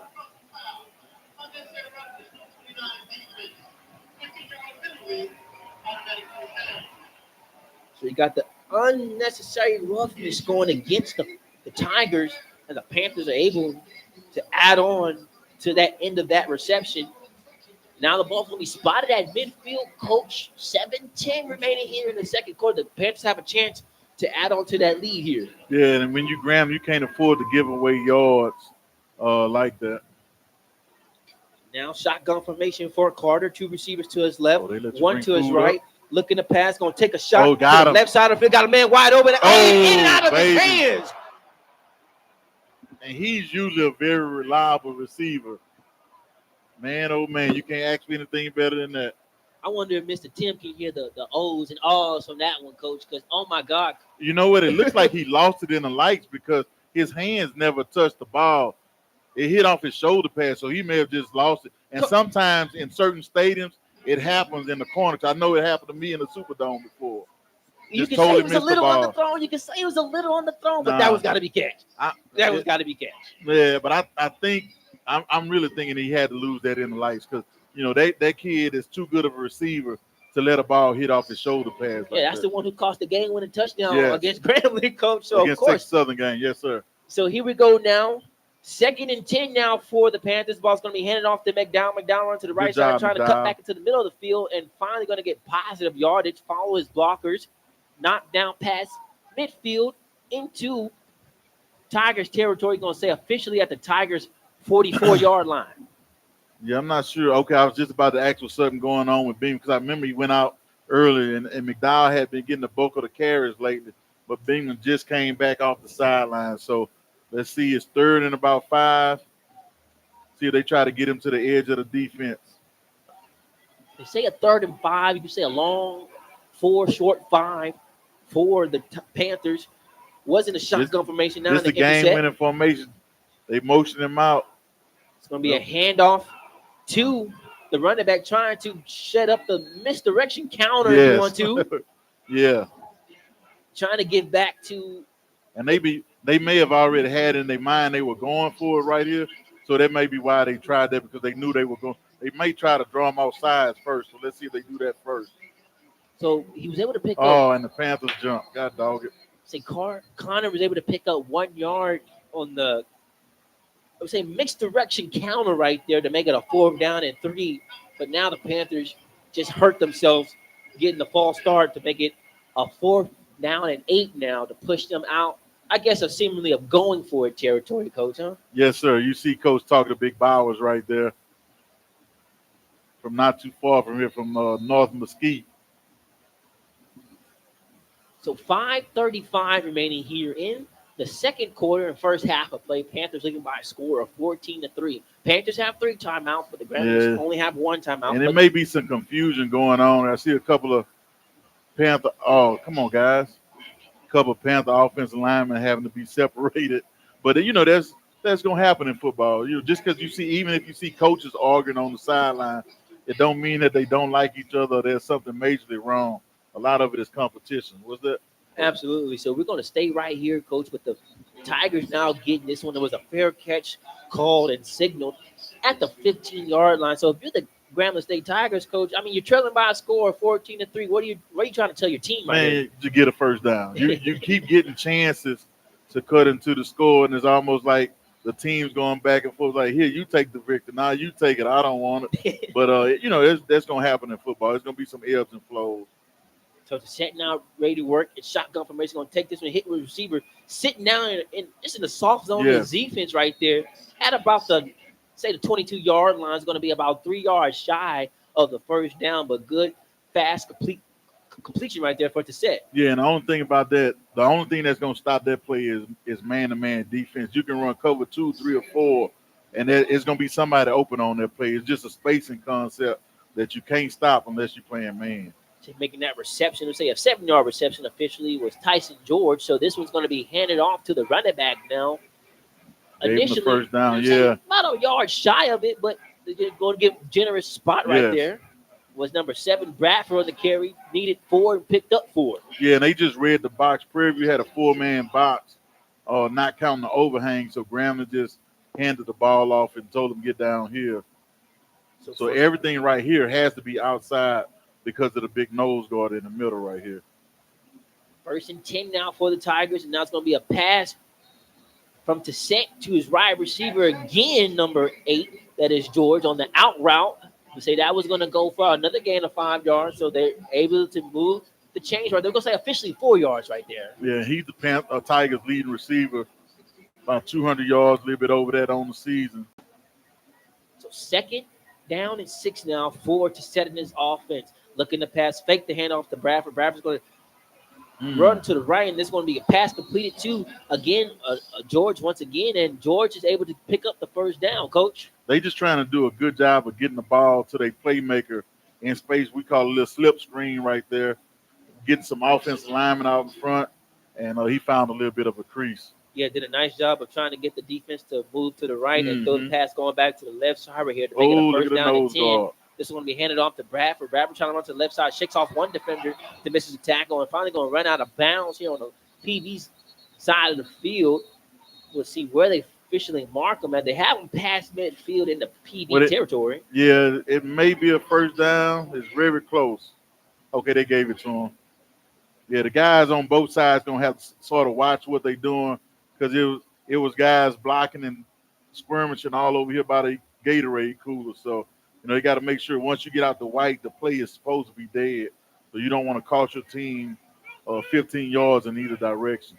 2:55 remaining here in the second quarter. Shotgun formation, fourth set. Has a man in motion from left to right. Going to fake the handoff to him. He's going to hand it off to the running back now. He's going to try to follow his blockers. That's Bradford. Bradford trying to run to the left side and hit the outside of numbers and finally wrapped up out of bounds. I want to say inbounds by number 7 for the Panthers, and that is Parker. Yeah, good job by the Mike linebacker staying inside out of their run, and then a good job by the overhang making the ball go back inside because they could have got a lot more. Even though it's 2nd and 4, they could have got a lot more out of that play. So 2nd down and 4 now for to set. This ball's going to be handed off to Bradford. Once again, Bradford runs up to the middle of the field and cuts back out to the right side and going to get enough of the first down. Yep. And Prairie View is getting some good penetration either when they sending somebody or the nose guard is doing a good job on the center. Don't be surprised if we see a snap that goes about 17 yards back because of the pressure that they putting on the center for Grambling. He's not a very big kid, but those nose guards for Prairie whooping up on him, I'll tell you that much. Yes, sir. So that last play will take us to the 2-minute timeout. So we'll take a quick timeout and we'll be right back. Right as you're listening to the Open Mic Broadcast Network, where the Panthers are leading by a score of 14-3.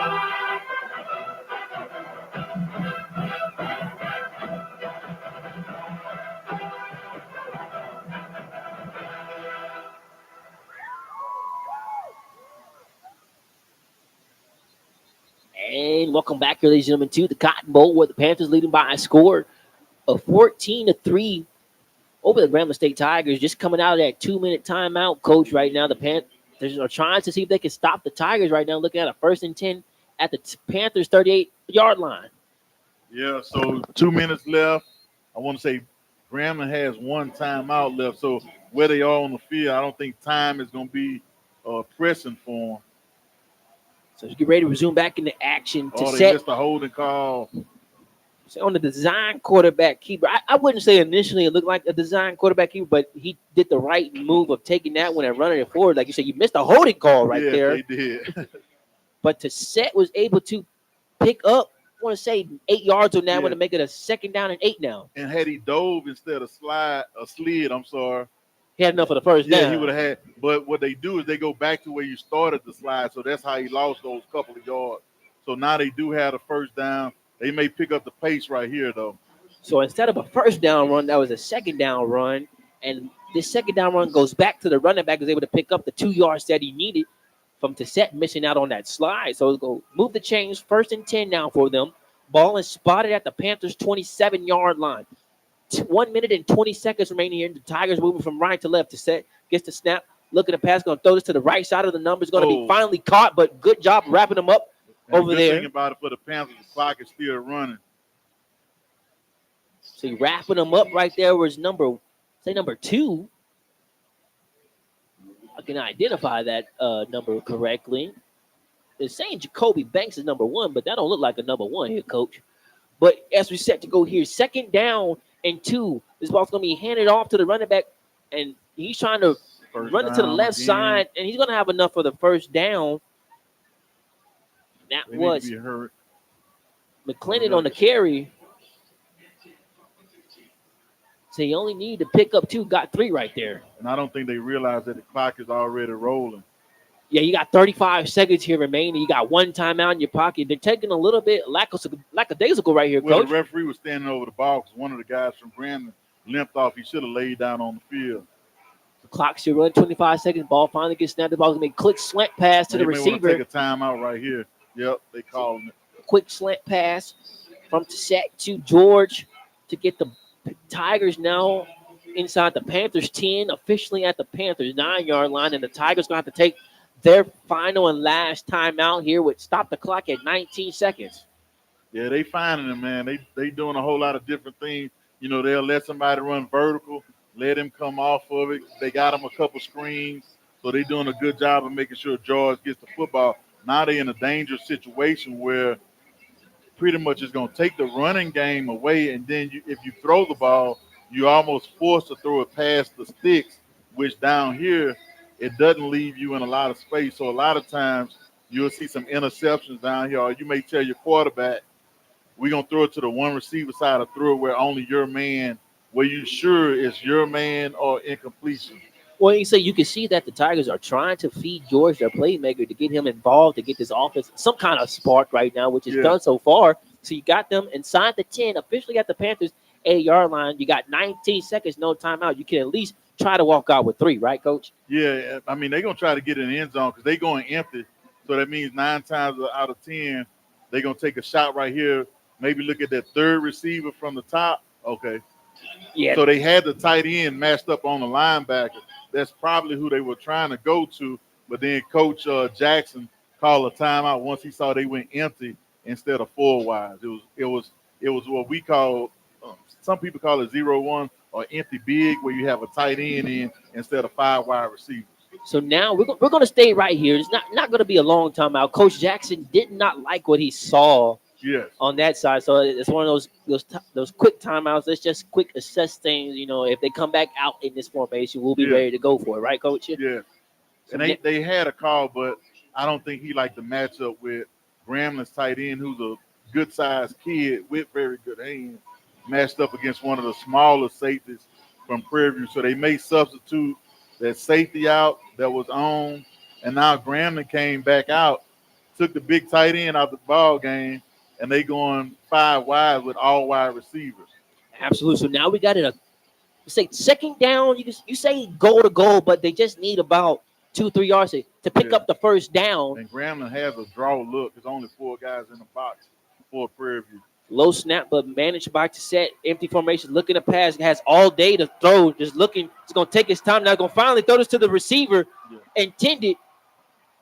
Try to hit him in the back of the end zone. Put a little bit too much mustard on it to force the incomplete. He was trying to catch him in the window, so he's going to have to put a little heat on that one. He just got it a little bit high. Say well coverage right there by the Panthers. You say they showed almost a little Tampa flat right there. Well, they had a spy on T-Set, which, like I say, if they would have started off and ran the draw early, he had it, but it was a bad snap as well. So now it's going to force a third down play. Now you got 9 seconds here in the second quarter.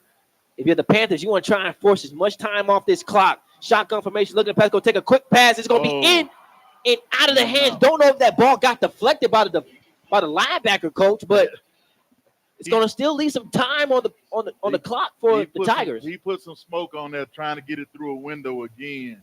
And unfortunate for the receiver, it was a little bit too much heat for him. Like I said, there's a fastball right down the middle. So as we get set here to probably be the last play here of the second half, Grambling State's going to bring out their field goal unit to try to at least get 3 points here to go into halftime. Man, truth be told, this is a great play to call a fake field, a great time, because Grambling thinking we got to go ahead on and block this. I'm sorry, Prairie View. So this is a good fake opportunity for Grambling if they want to call it. This will be a 25-yard field goal attempt. Snap is good. I lost that ball. The hold is good. The referee trying to find the ball, but the kick is good. So they'll take that. So that will take us to. I was trying to see if they're going to maybe let 1 second stay on the clock, but that will take us. It probably should have, but a lot of times the referees in I guess in the progress of moving the game along and don't want anything to happen, they let the clock keep running long after it passed through the goalpost. So that is the end of the first half here. The Panthers leading by a score of 14-6 over the Grambling State Tigers. We'll take a quick break for the halftime break, but when we come back, we'll have live coverage here for the second half when the Panthers have it to start it off. You're listening to the Open Mic Broadcast Network.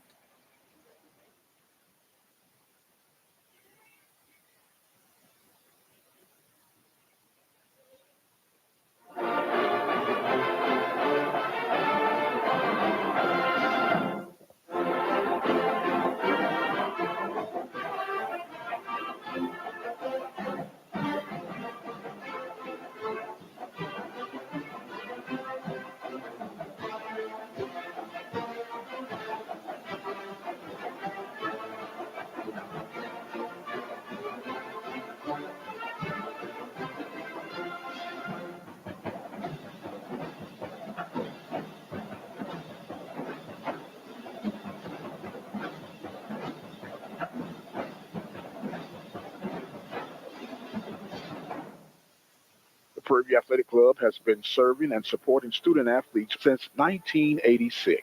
This group of volunteers believe in supporting and the motto that Prairie View produces productive people. For more information on how you can become part of this winning team, simply dial 936-857-5817.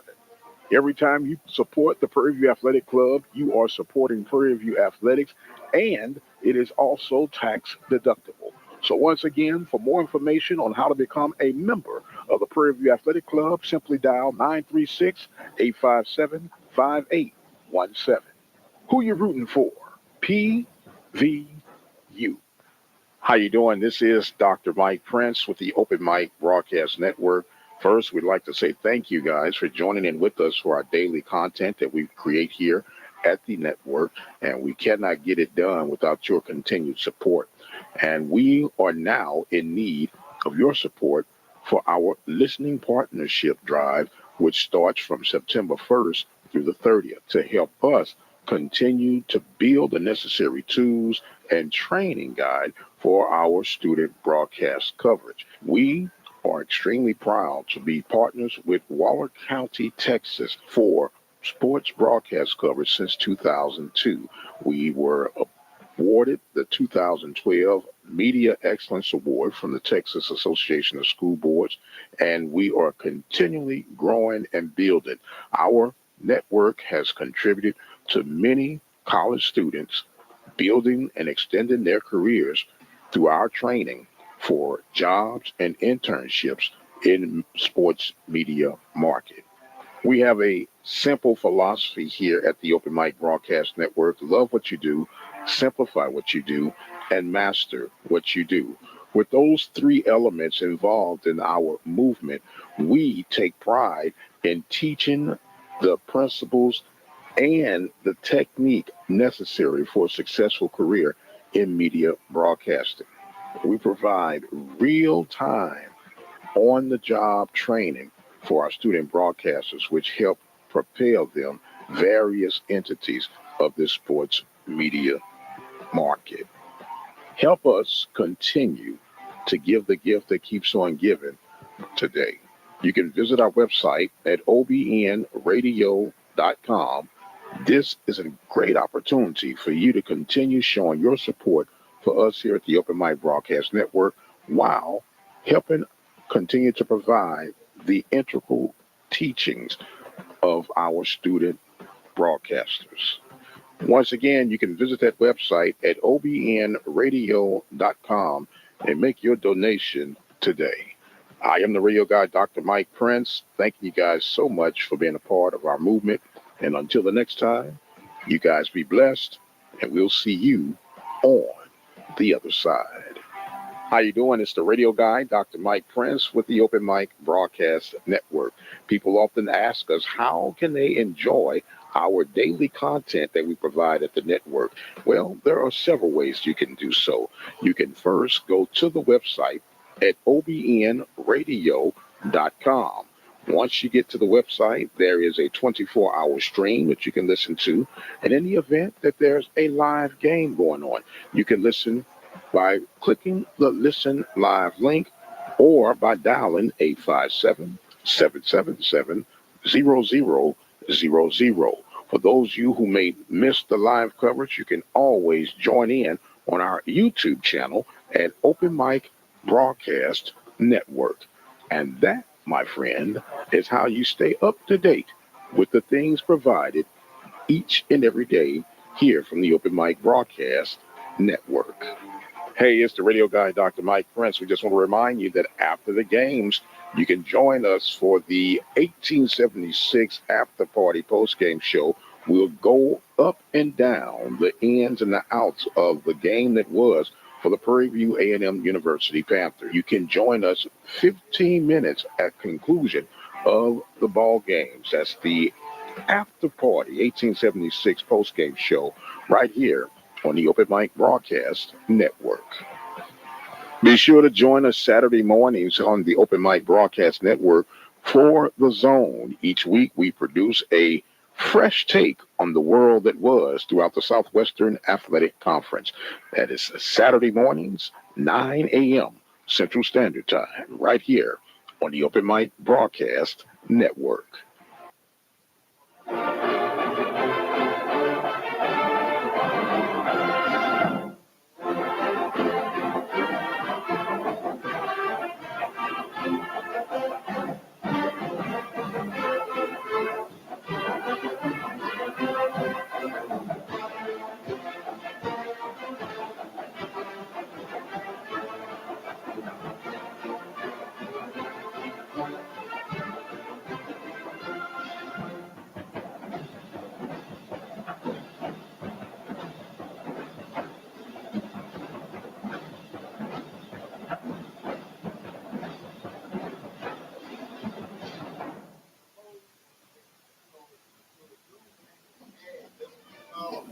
So everybody, it looks like they have to egg, and he ain't got shot, so that mother messed up in that mother got round middle.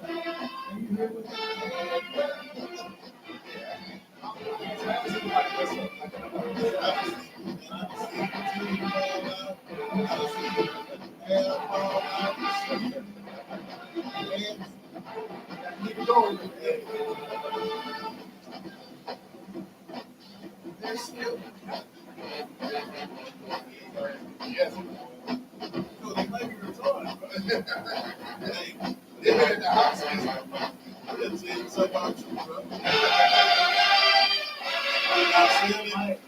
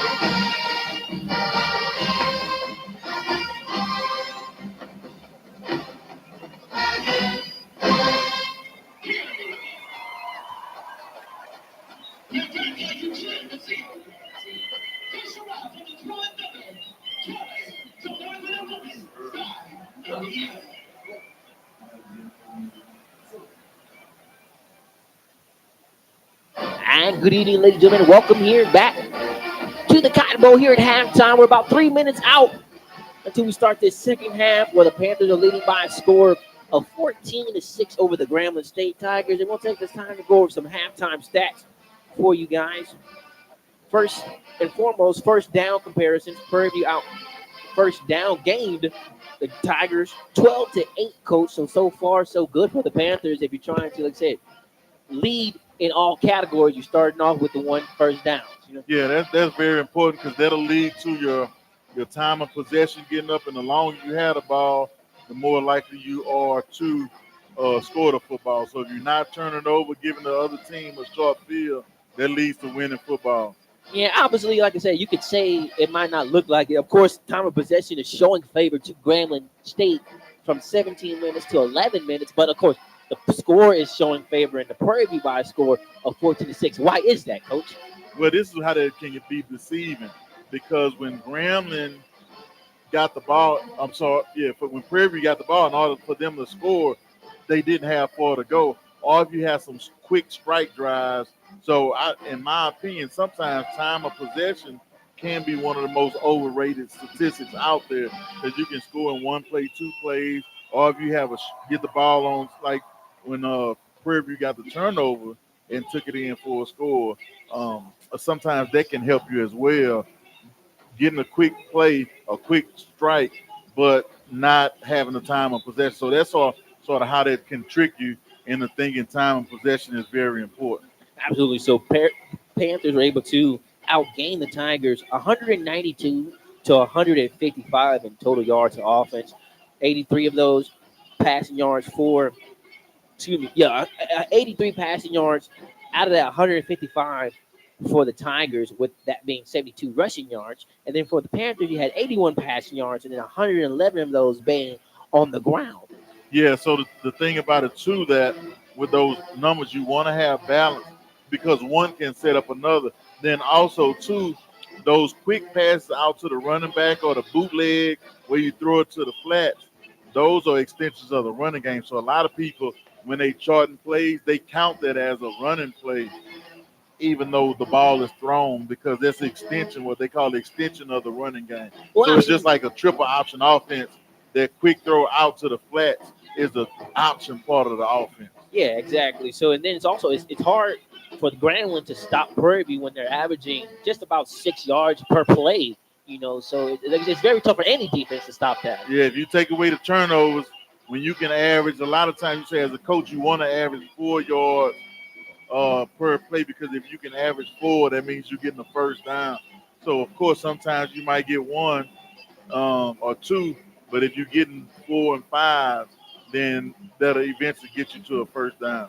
I'm saying a pretty clean half for both teams on penalty side wise. Grambling had 2 penalties for 25 yards, and then Prairie View 3 penalties for 15 yards. So you could say a easy, talk for your guys in the halftime for both teams. But of course, it's a harder talk for Grambling because you're trailing by a score of 14-6. But for Prairie, just stay disciplined more leading to this second half for them. Yeah, you like to keep. I know Prairie had the one penalty on fourth down that stopped them from going for it because they were in a fourth and short, and when they got the penalty, they brought the punt team on. So you want to eliminate the pre-snap penalties, which I think they had two. So you want to, you don't want any, but if you're gonna have some, you want to make sure where they don't really change the outcome of the game. You don't get a big play call back, or as a coach, when you see a certain thing and you have it set up just the way you want it, and you get a pre-snap penalty, those are the ones that drive you crazy because you feel like, man, I've done everything in my power to put these guys in the right place, and here we go with a penalty that really makes that almost null and void.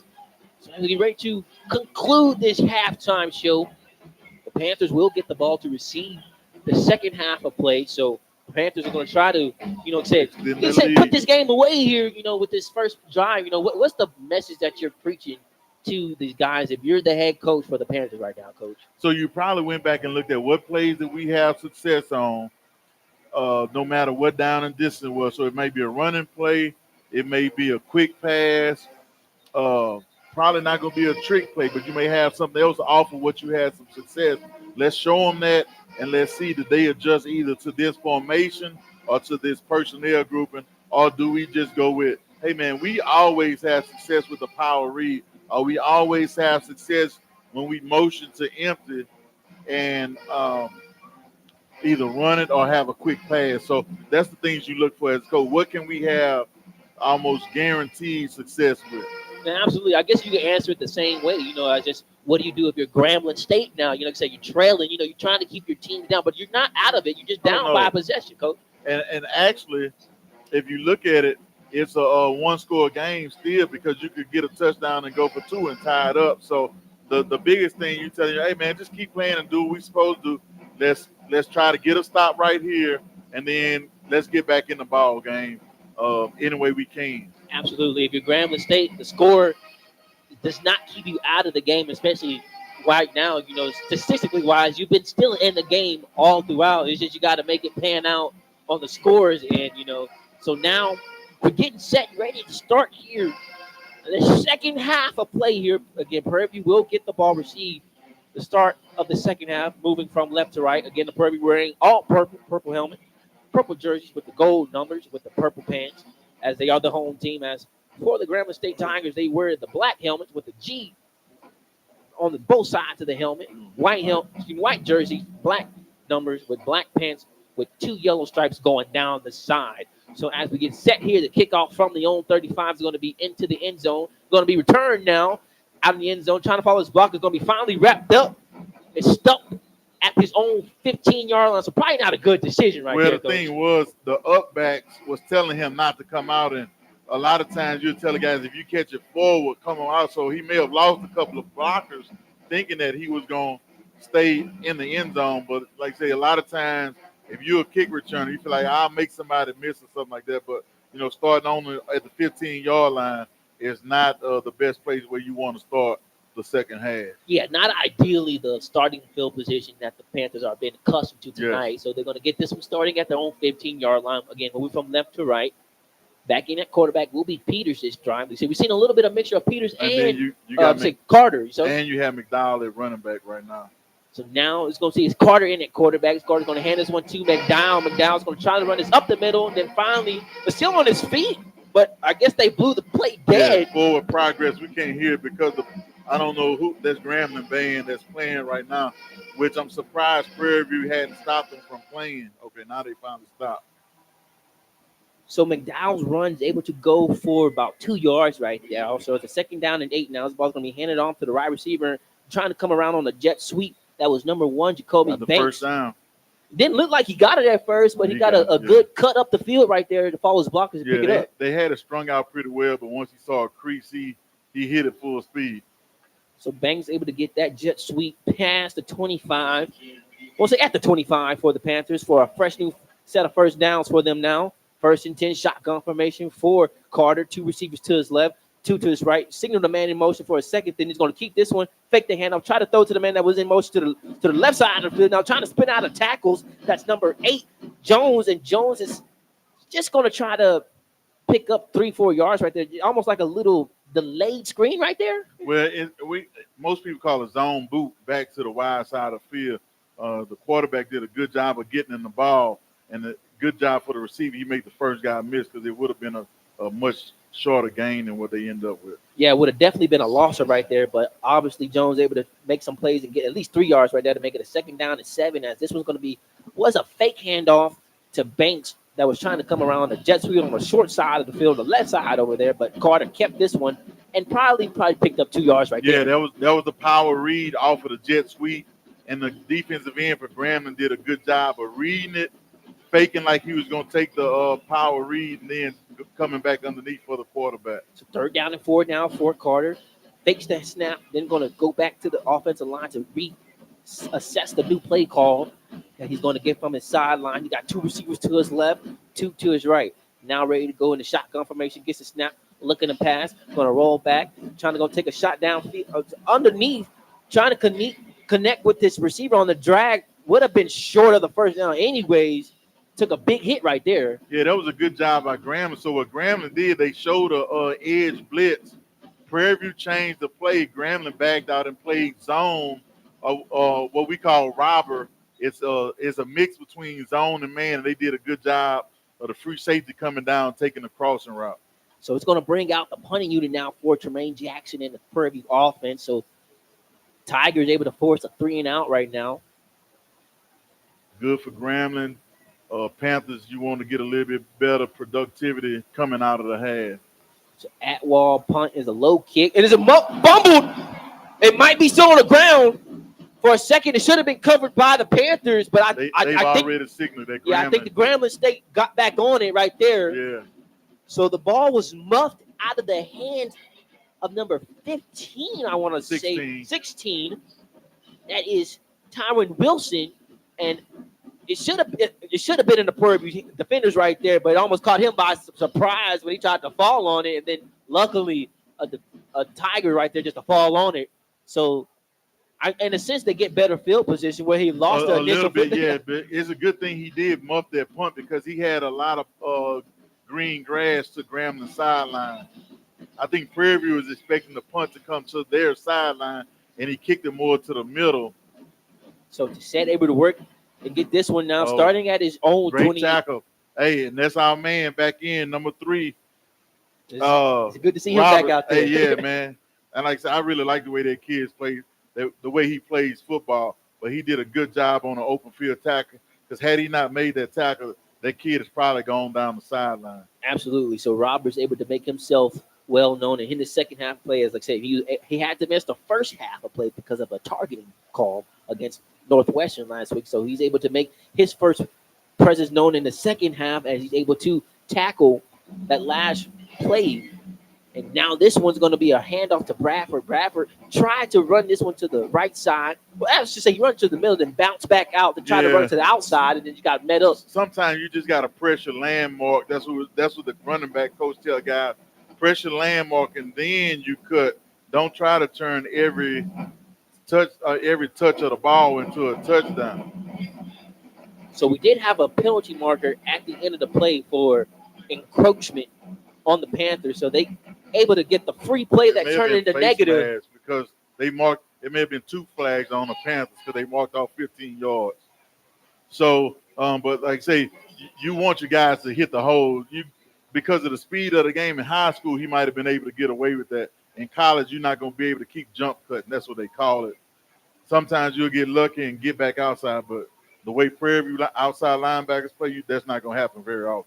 11:35 remaining here in the third quarter. Grambling have this one, trailing by a score of 14-6, but have a chance to at least try to tie this one on this drive. This one's going to be handed off to the running back, trying to run to the left side, trying to follow his blocker, but couldn't get out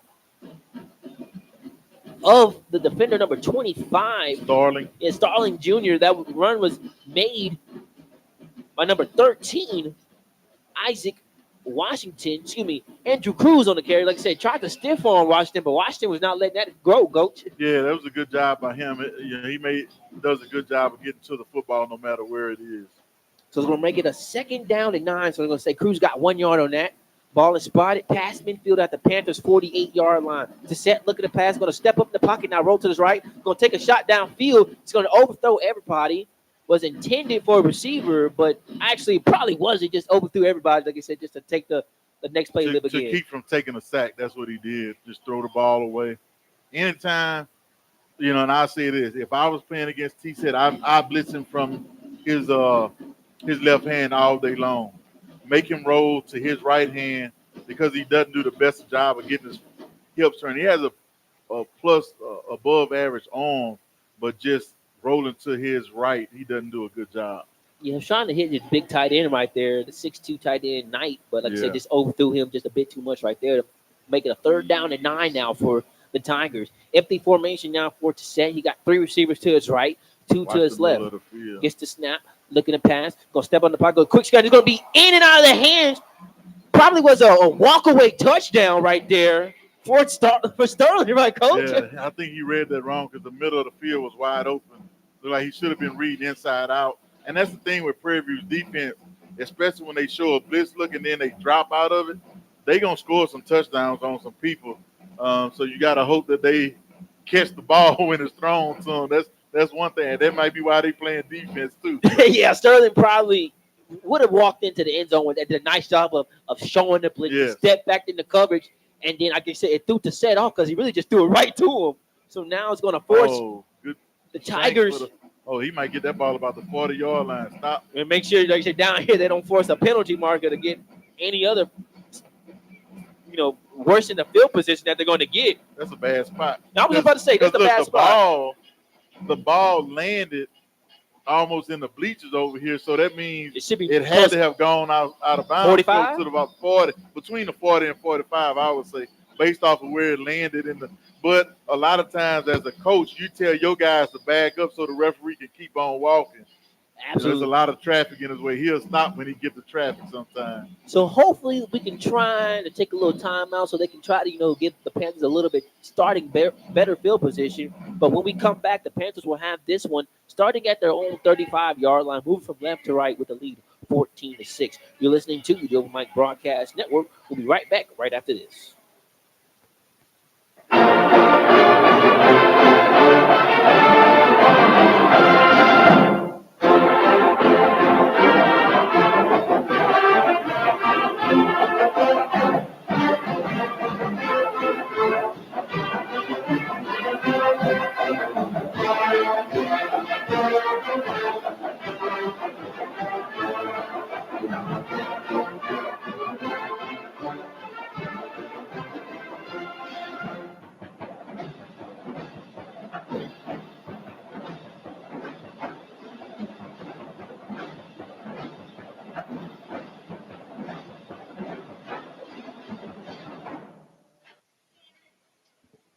And welcome back here, ladies and gentlemen, to the Open Mic Broadcast Network, where the Panthers have their second look at things here in the second half, leading by a score of 14-6. Coach, that first drive, they got forced into a 3-and-out, so they're trying, like I said, get that momentum back, that they seamlessly lost a little bit.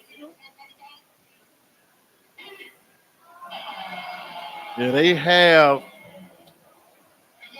a good chance to get the momentum back. It's not the worst of field position. Should be a little bit better, but you'll take the ball on the 35. That's decent field position. But, at the end of the day, you want to try to get a first down no matter where you get the ball.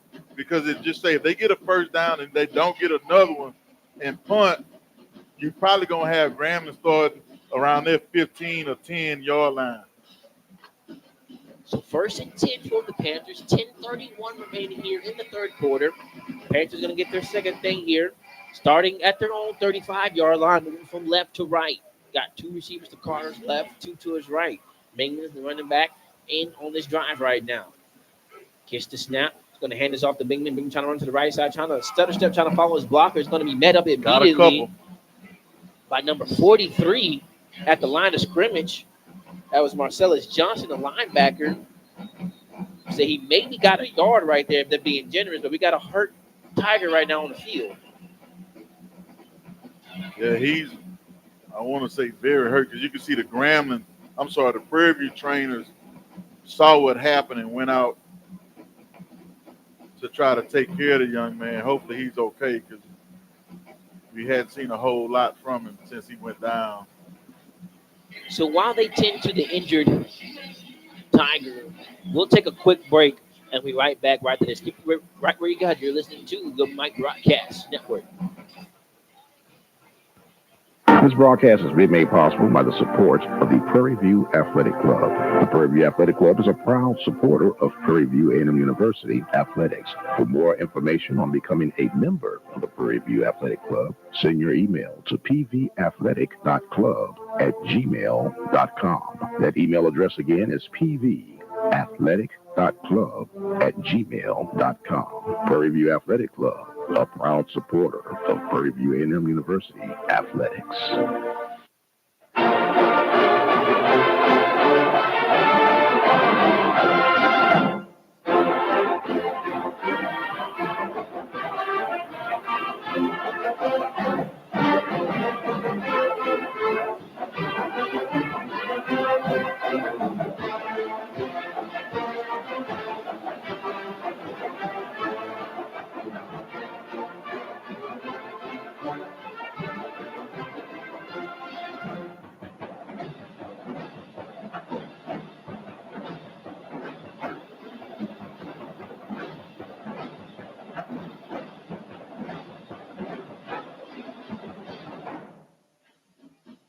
And welcome back here, ladies and gentlemen, as they are just now tending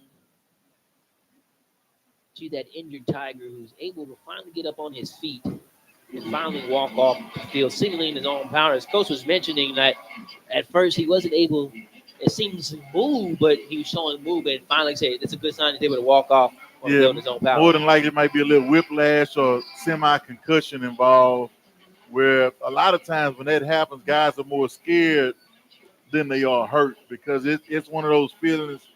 They say you can't describe it. Just imagine how your arm goes to sleep or something like that, or your foot when you first wake up. Sometime if you've been sleeping awkward, just imagine that feeling from your shoulders down. So it almost like it takes the body a minute or two to sort of jump start itself. Yeah, that was number 92, Calais Francis, the D tackle right there, the sophomore that's shaking up on the play. Like I said, he's able to walk off on the field in his own power. Like I said, it's a good sign for them because he's been causing havoc for them, blowing up that, like I said, trying to run that inside zone that the Prairies been trying to do, but they haven't been able to, excessively break off like they want to, like last week. Yeah, they gonna stay with it though, because it only take one. Like you say, you keep on chopping that wood, eventually that tree gonna fall. So let's see if they try to attack that side that Francis was on and try to run that inside zone where they was trying to, say attack all game. Now that Francis is out, let's see if they can at least capitalize right here. 2nd down and 9 now for the Panthers as we get out of that injury timeout.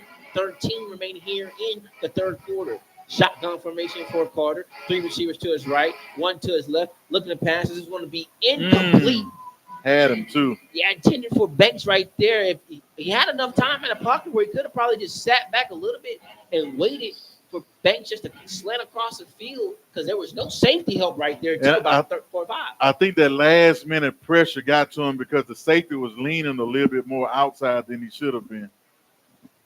The formation into the boundary got 4 strong, so let's see if they run some drags back to the field or run some pick routes so they can get Bingham the ball. Okay, now they're going doubles. 3rd down and 9 now for Carter. Had a man in motion. He's going to make it 2 receivers to his left, 2 to his right. Now he's going to avoid the pocket. Now going to roll to his left. Looking to pass. Nobody's open. It's going to take this one and throw it out of bounds. Oh, did they get a late hit? I'm not seeing a late hit, Coach. Probably could have got one. Yeah, it was close. It was close. If you're a Panther fan, it should have been a call. If you're a Grambling fan, that's a great no call. And you see the referees discussing it right now. So he may be telling, hey, let's watch it, or let's keep a closer eye on it, especially if the guys talking noise to each other. Then they'll make sure they watch that too. Of course, it's been a tight contest back and forth either way, so they're gonna have to pay a little bit closer attention to what they are accustomed to doing anyways. Their job, right? Yes, Grambling don't have enough men on the field, so Prairie may know. Oh, not another bad punt. This one's going. Yep. It's decent, but like I say, you want it a little bit further down the field than where you got it. So Atwell's punt's going to.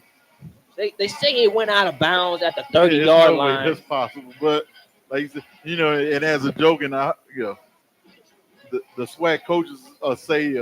Or the SWAC fans say that's why they're doing SWAC football. But people don't realize these guys call way more than SWAC football. And just the other day, I was watching it may have been a Big Ten game. I'm pretty sure it was a Big Ten game. And one of the guys that I know from the SWAC was the back judge in the football game. So, like I say, they do more than just SWAC football.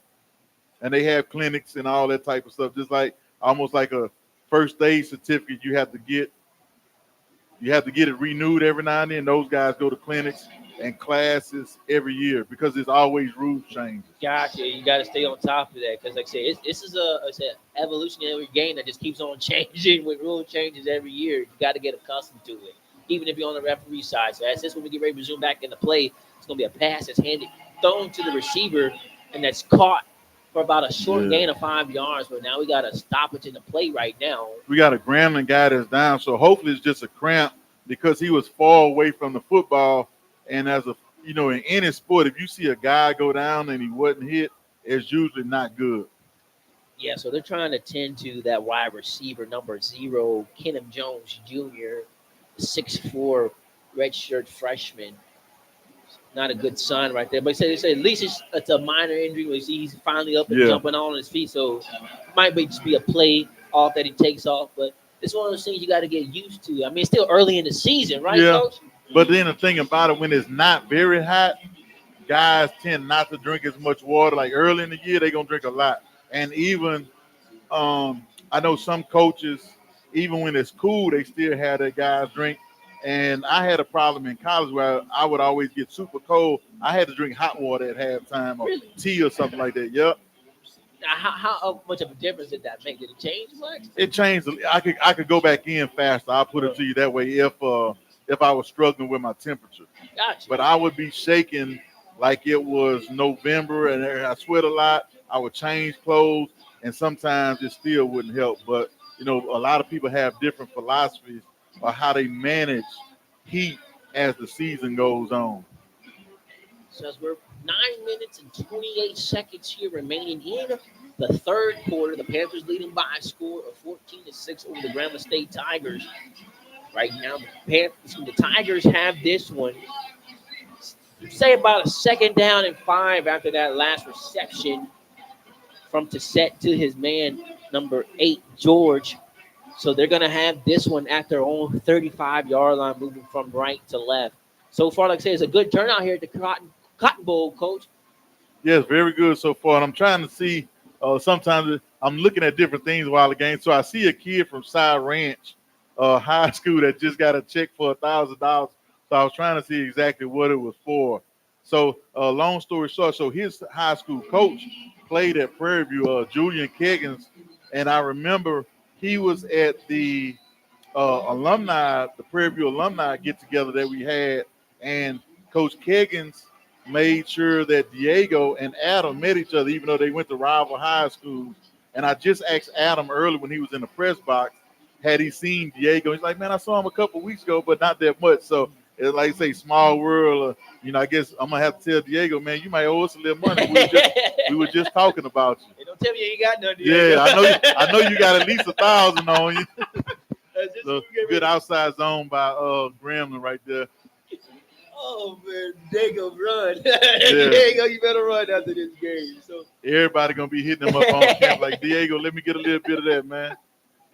So let's get ready to zoom back. This was going to be a handoff to Bradford. Bradford's going to run to the right this side. Is the thing. So the ref, that's bad. And I'm not going to say that's bad officiating. But if Grambling didn't substitute, Prairie Grambling didn't have to wait on Prairie View right there. So now Tissette looking to pass, going to take a shot downfield. They might get called for a PI right now. I'm not seeing it. It's good coverage right there. Tight coverage by the Panthers corner. Well, what happens if the quarterback doesn't look that way, sometimes there would have been a defensive holding, but if the quarterback doesn't look that way, they're not going to make that call because it had nothing to do with the play. Yeah, great coverage out there on the outside by, say, Eric Zachary right there, Coach. Like I say, they're letting them fight there, Coach. Like I said, and benefit of the doubt, they get caught with the last minute pass interference. Another Dallas guy from Pinkston High School, not very far from the fairgrounds. So it's going to force the Tigers to bring out their punting unit. 4th down and 3 now. Okay, so you got to watch the low punt. Oh, is it going to be a bad snap? The punter just got trying to follow on. The ball is still loose. And it's going to be finally recovered.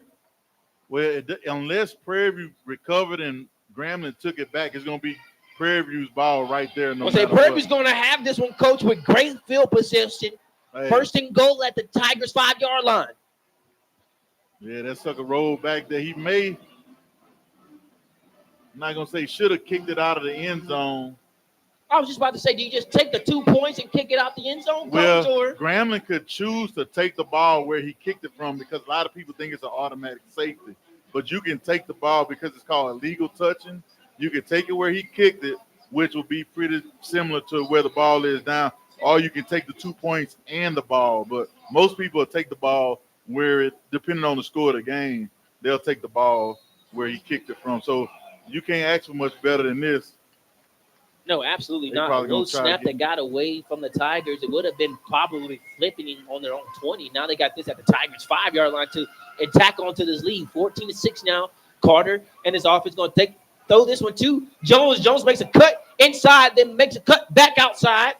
And it's finally going to be brought down. Nice cut move right there, Coach, because if he didn't make that initial move, he might have probably been tackled for a loss. Yeah, it would have been tackled for a loss at the line of scrimmage. I don't know why the referee is waving for the helmet came off. Okay. Yeah, so Jones got to come off for a one play real quick, but it's a 2nd down and goal. Ball is at the 1-yard line. Hopefully it's just a one play, one touchdown for the Panthers if you're Jones. Yeah, Prairie View does a great job of making you defend everything. and the guy that'll make Grambling play slower. So now you see they going back to the cat and mouse game. Somebody needs to count and see how many defenders does Grambling have on the field. Some substitutions coming in now for both teams. And Jermaine Jackson was trying to run in on the field to call a timeout. Didn't like what he saw. Hey, the He bad probably could thing. let that one go. Hey, the bad man. That's one. The bad thing about it.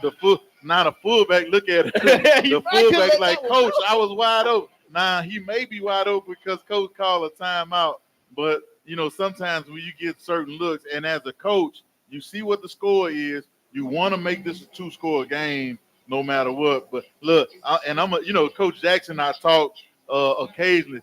I'm gonna make fun of him a little bit. Like, man, coach, first of all, coach used to wear all black all the time. Like, man, I'm gonna say, man, you're losing a little weight. Now you won't put on the white. The other thing is I'm gonna tease him about was how fast. Like, coach, you look like you running the 4.8 moving right there, coach. 4.6 right there. First of all, let's tell that he was at about the 25. He ran all the way to the 10. And man, I don't know what it is about them referees because most look at a coach stretching.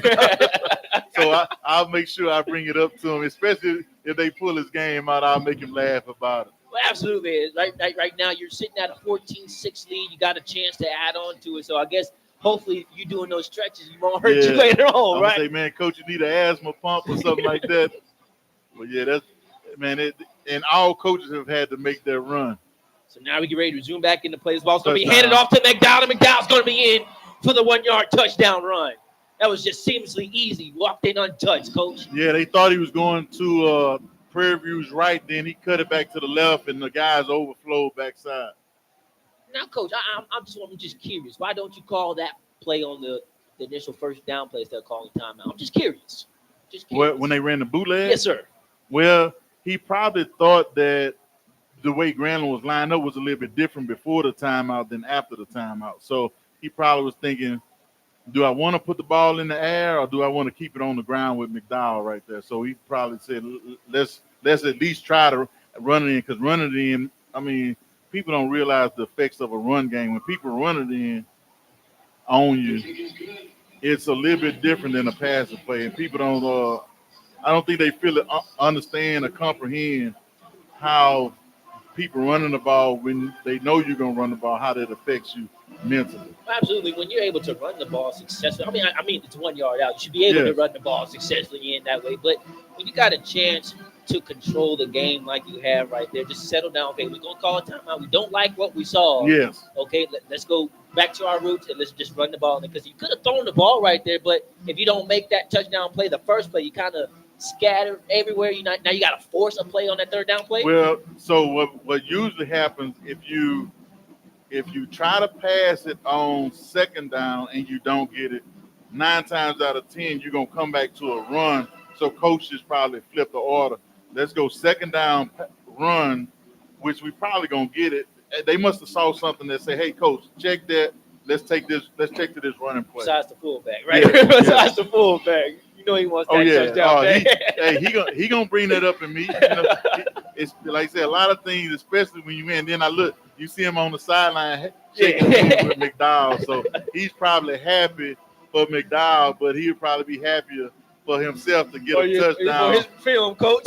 In a game like this. Yeah. It's gonna be a short punt, finally returned, picked up at the 15, trying to return it to the right, trying to follow his blockers. Finally gonna be still spun around, still on his feet. Thought he was wrapped up. Still at the 25, finally wrapped up at the 30, say 31. So, way to get out of that one. The return man number 6, that was Phillips. So, he's able to give his Tigers good starting field position this go around and say starting at their own 31-yard line. Yeah, now you make it to where you got to get 2 touchdowns and 2 two-point conversions in order to be able to, really get back in this game and become a touchdown. And go for 1 probably the first time and then go for 2 when you have to. So some people have different philosophies on when to go for 2.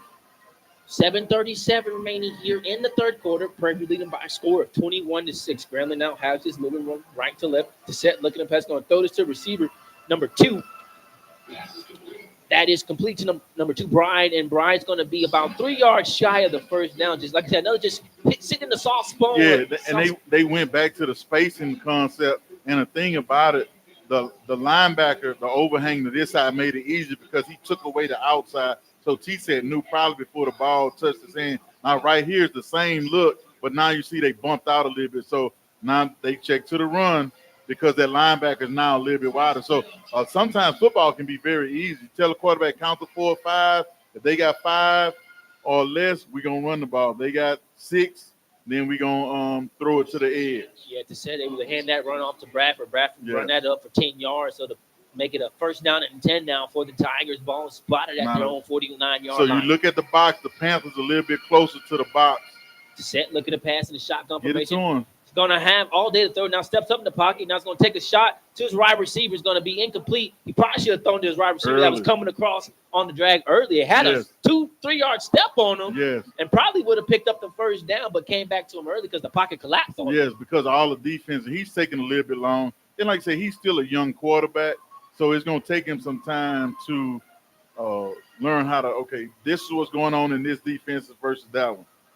So his clock in terms of how much time do I have is not where it needs to be right now, and that's good for the Panther defense.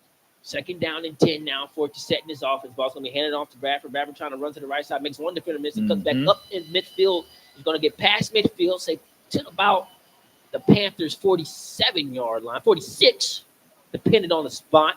And that's a good job by the overhang. The defensive end up top did a good job, and then what the overhang is looking at, he's just looking to see, does the quarterback have the ball off of the mesh? And if he sees empty hands, that means now I know I can attack the running back. A lot of people think they looking at the mesh of the running back, but they really reading the quarterback's hands. Third down and 5 now for the Tigers. To set, looking to pass, had 2 receivers to his left, 2 to the right, now rolling to his right, trying to find someone, trying to let the play develop. Going to take the shot downfield. It's going to be incomplete. Try to throw it to his right side of the field, but just ran out of real estate for the receiver right there, and just, like I said, just probably put too much on that one. Yeah, look at which way was he rolling again? To his right. No, so like I said, I'm going to blitz him. We call it thunder and lightning. Thunder, we going to blitz from the right. Lightning, and man, he would get so many thunder, he'll get tired.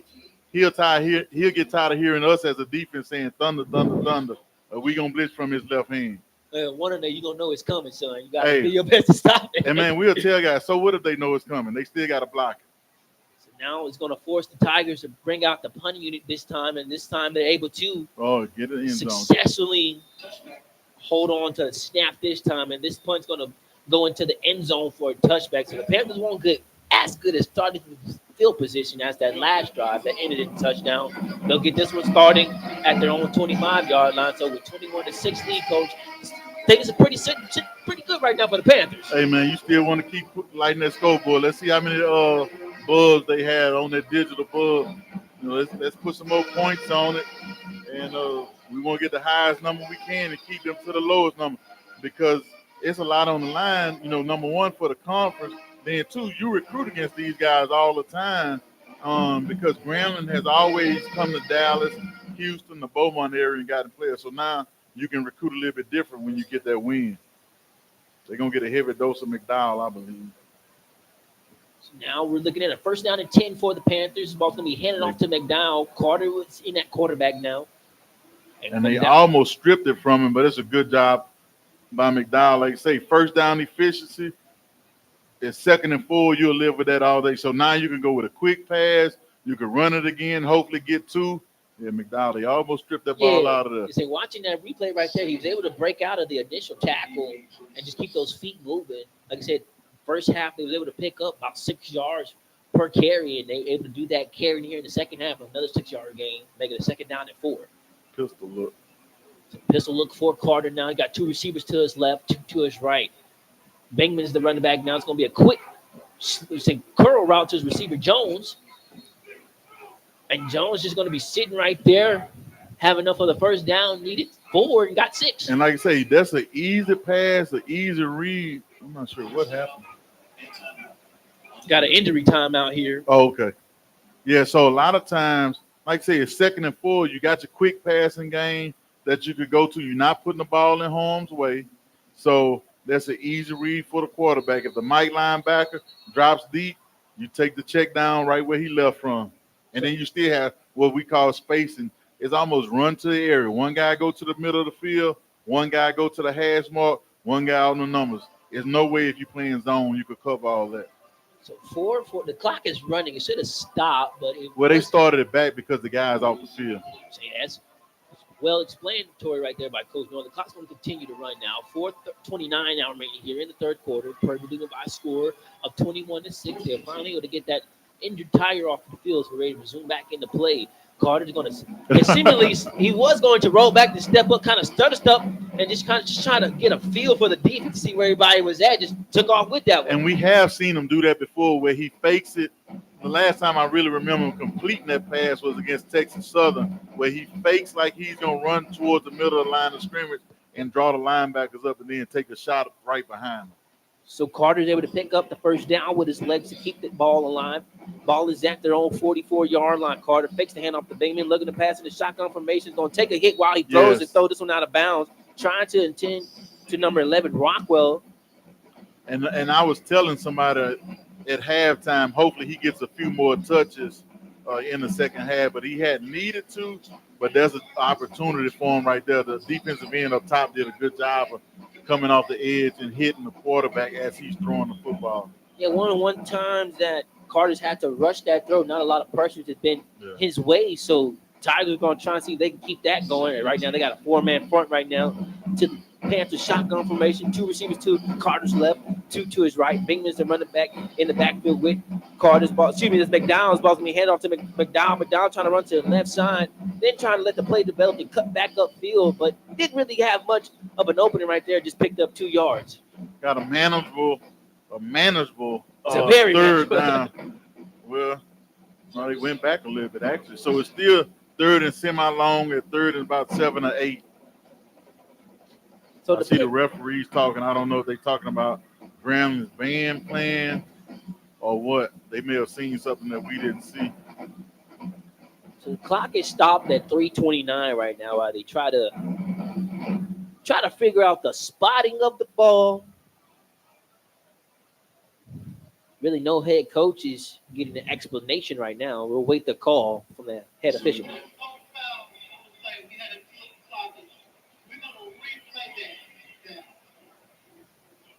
So he said they had an internal clock issue, and they just going to replay that down. So it just doesn't count, huh? Nah, they going to go. Wow. You don't see that very often. No, you don't. So I guess it'll go back to a 2nd down and 10 now instead of the 3rd down and 7. So it really depends on how this works out, because Coach Joseph is going to be saying, man, it would have been 3rd and 8, and now it's 2nd and 10. So as Coach Jackson would much love 2nd and 10 than 3rd and 8. So now instead of a 3rd and 8, 2nd 10 now for the Panthers. Carter in the shotgun formation. Now he's going to take this one and just run this one on the quarterback design draw. If he would have just kept that one and just almost just took off and made his mind. I understand he was trying to let the play develop, but trying to let the play develop, step, run up the field for about a modest game of 5 yards. But if he would have ran hard, Coach, he probably could have took that one for much more. Sometimes when you do that, you try to let the defense line get upfield a little bit. The other thing, he may not have got a good read on when McDowell went in motion. Did the guy go? It's a what we call an apex.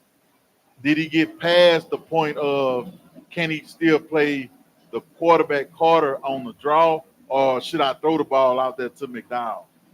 So now it's going to make it a much more manageable 3rd and 5 now. If you're the Panthers, ball is passed. Well, not passing fields, ball still. And Prairie still took a timeout. So we'll see. How do you feel about that, Coach? If you're Prairie, you took an early timeout, you're left with 1 timeout now in your back pocket with the lead. But I guess you're not too much worried. Really, you still have 2 timeouts because you got the 2-minute timeout as well as the one that you have. So I don't think Coach Jackson is worried about that right now when you have a 2-score lead. Yes, sir. If you can at least walk away with 3 on this drive, you'll feel okay with it too. So, like I said, with the 21-6 lead, the defense has been playing outstanding if you're Jackson. So I guess you can feel a little bit more comfortable calling that timeout to reassess things on the offensive side to expand this drive and expand this lead. So as we break the huddle, a little quick timeout. Say Jackson just wants to get his guys in order here on this 3rd down play. So you got a break right there. It should have been a 3rd down and 8. Who knows what the 4th down and play would have brought. But now we're looking at a 3rd down and 5 for the Panthers. Ball is spotted at their own 49-yard line. Clock stopped at 2:29. here in the third quarter here in Dallas, Texas for the 100th annual State Fair Classic. Carter in the shotgun formation, looking to pass, going to have Binkman wide open on the just a little. Great catch, It's a wide receiver wheel right there. He said needed 5 and got 8 right there, Coach. Yeah, good catch by Beamer getting out the backfield. A little bit high, but he did a good job of high pointing the ball and getting his foot down. So that 1st and 10 now will keep the drive alive for the Panthers. Ball is past midfield into Tiger territory, officially at the Tigers' 41-yard line. And they're not in a hurry. They're doing a good job of, going at tempo. A lot of times when they get a first down, they'll go tempo other than that, or up tempo, I should say. Man in motion, goes from left to right. Carter pumps fake, looking to pass, going to throw this one to Bonner. Bonner makes a move, kind of cut back upfield, and going to do so successfully. A play that was probably designed, that was going to probably end up for a loss of 5 yards right there on the design of the screen, but Carter did a nice job of just getting back. We call it a lead screen where one of the receivers is leading up, but the throw was a little bit wide. Should have got a late hit right there, but I don't think they thought it was that hard of a hit. So 2nd down and 7 now after that 3-yard reception from Carter. So now the Panthers ready to work here. 1 receiver to Carter's left, 3 to his right. That's going to signal Bingman in the motion from left to right. He's going to throw this one to Bonner once again. Bonner makes one-man move. Now makes a move up the middle. Got one move, one defender. The ball is loose, and the ball is recovered by the Tigers. Connor did a nice job of slanting up the field, made one defender move, miss, and then probably had one more to miss. It would have been probably a house call, but did a nice job of hitting it from behind, the ball loose, and now the Tigers have it. Yeah, he didn't see the guy coming from the inside because he still had the ball in his inside arm. I bet they may try to review it and see was he down. But that move right there by the defensive back from Grambling, we'll call it a punch out or a can opener. And he got the ball out there. I see Coach Rollins on the screen up there, but there's a good job by he went straight for the ball. He didn't even try to make the tag. He just went and punched. Well, I say that's what you teach your kids now. Just go for the ball and hope for the best, right? Hey, I can remember Adam getting in trouble at Kids Are Kids because he came to practice with me. He went back to Kids Are Kids, and he kept saying can opener. And the teacher kept wondering, why is he taking the ball? And he was doing it to little girls, too. So my wife was like, hey, we got to watch and make sure he's not paying too close of attention at practice. So it was a good can opener by the defender but once again, Prairie View's receiver had no idea that he probably thought he was gone. So how you thought because he had call? Made the other 2 guys miss. That guy came from the opposite hash and punched that ball out. So good job by them.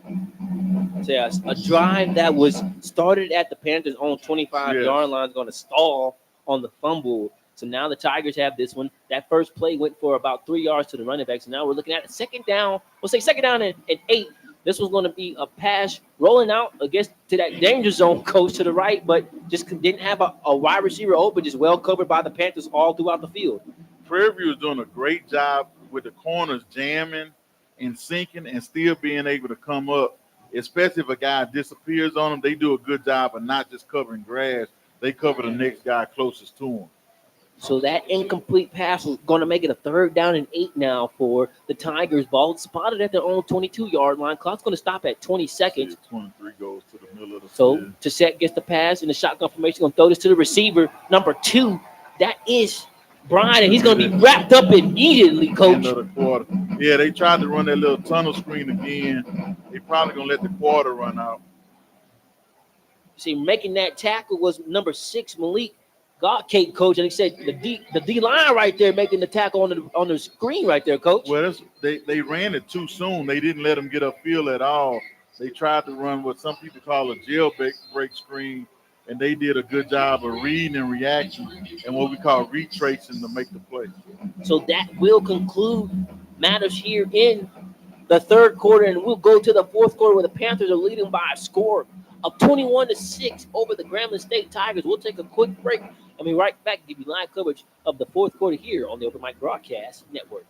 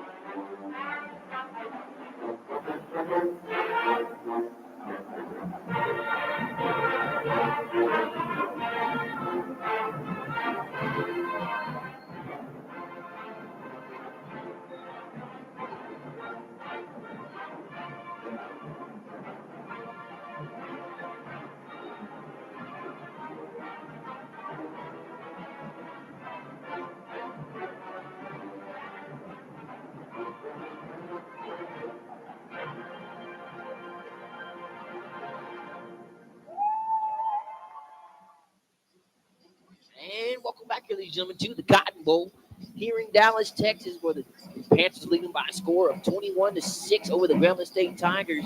I'd like to remind our listeners that you can share your scores and stories on our 24-hour message line by texting and calling the number at 936-463-2405. Again, that number is 936-463-2405. And also, I'd like to remind our listeners you can join the Temple of Refuge Ministry Bible study sermons every Tuesday and Thursday at 7:30 by dialing 857-777-4411. Again, 857-777-4411. As we get set to back here, this punt play was trying to catch the Tigers. The Tigers were trying to catch the Panthers off guard with the fake punt, but coach, to no avail. Tremaine Jackson had that defense, or said the special teams ready on that one, coach. I don't think it's a matter of special teams ready. Coach Joseph is looking like, what the heck are you doing, son? Nobody told you to do that. Now a mental error, I guess you could say, by the Panthers, or by the Tigers punter, is going to cost them. Again. It's going to cost the Panthers in having short field position of it. Man, that's a hurting feeling as a coach when you didn't call the punt and the kid does something like that. You sort of want to strangle a joker, but you can't. It's, I ain't gonna say it happened to the best of them, but man, it hurts when it does happen to you. So 1st and 10 now for Carter and his Panthers. He has a chance to, like I say, ice the game in a sense, but just give himself some more cushion if they can at least put on 7 here on this drive. Carter's going to hand this one off to the running back, and that's number 6 now, if I'm not mistaken. But we have a flag on the field. It's number 15 on the carry. Man, that's the last thing you want if you Prairie View, you get a holding call on a running play and you're already in the red zone. It happened a couple of times in the Northwestern game as well, where they got a penalty on 1st down. Now that changed the whole progress of the drive because he actually almost broke that run. So it's going to push the Panthers back all the way to the Tigers. It's like 31-yard line now. So 1st and 20 now for the Panthers. 2 receivers to Carter's left, 2 to his right. The running back still in the backfield. They say number 15, Jeremiah Ratliff. Carter looking to pass. Going to throw this one. It's going to be incomplete. Good coverage right there by number 1.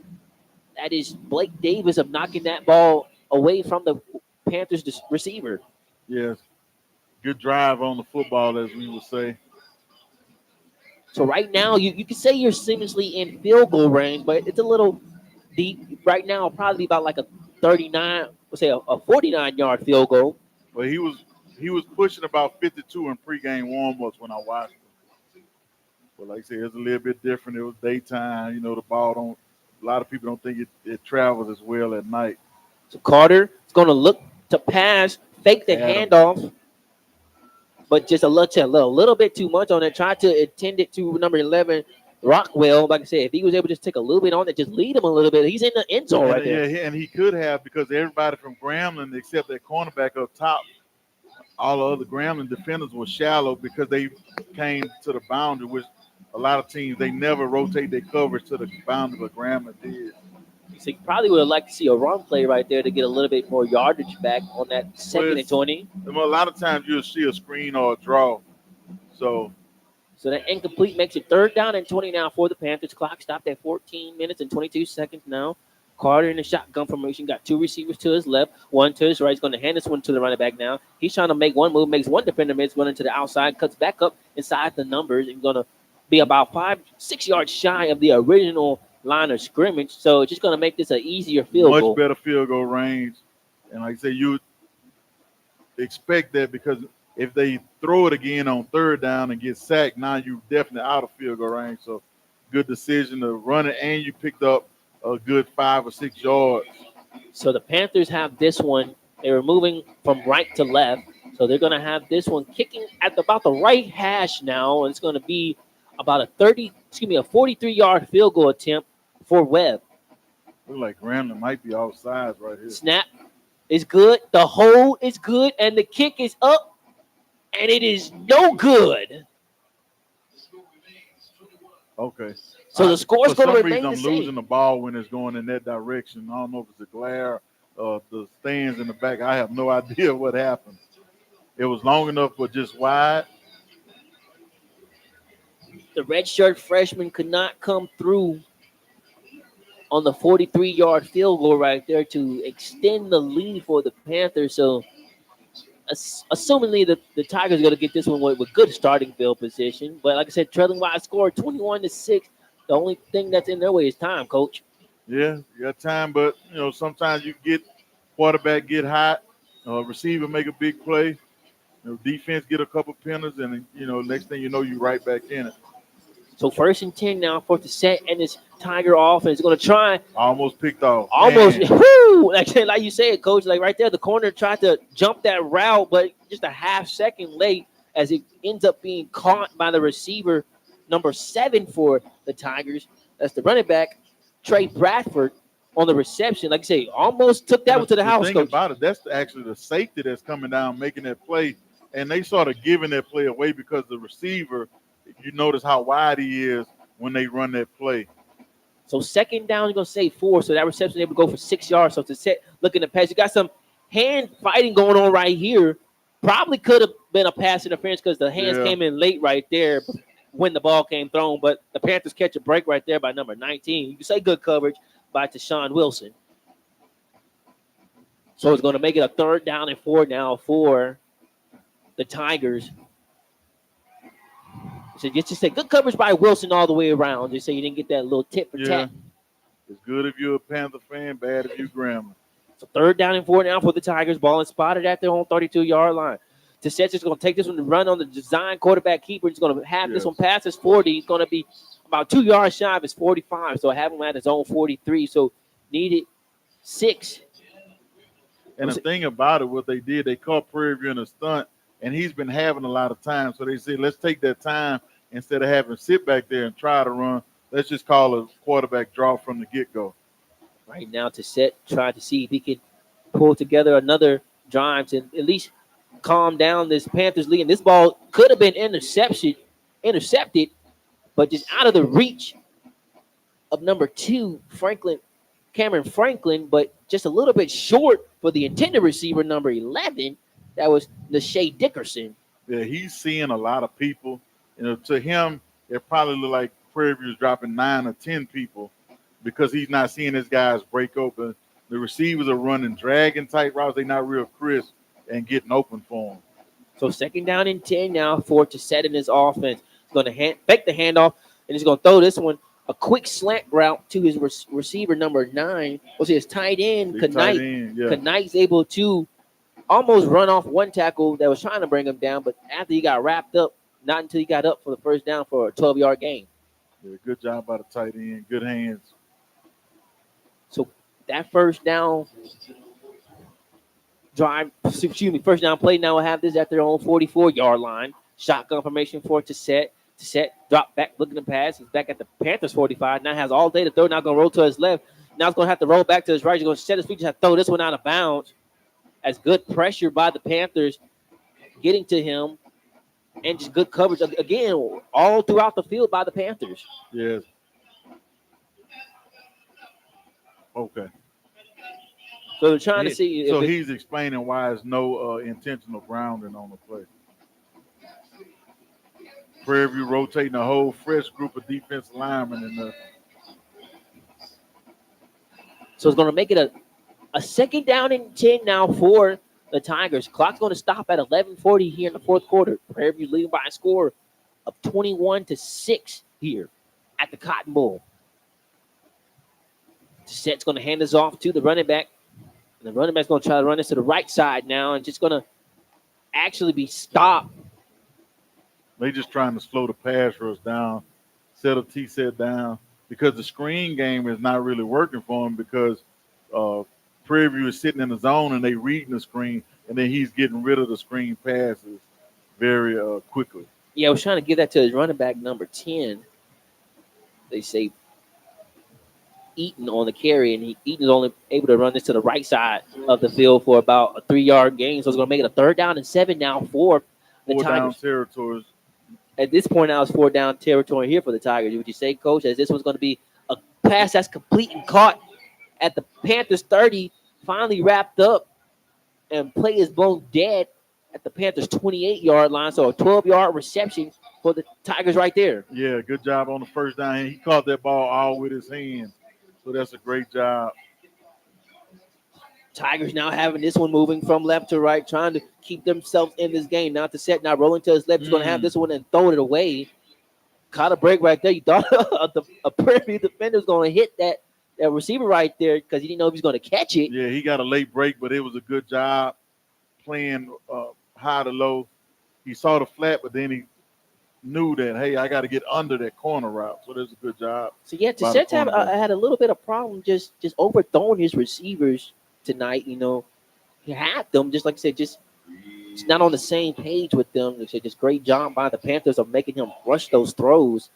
Could have had a big play right there, but to no avail. It's going to make it a 2nd down and 10 now for the Tigers. Ball is spotted at the Panthers 28-yard line.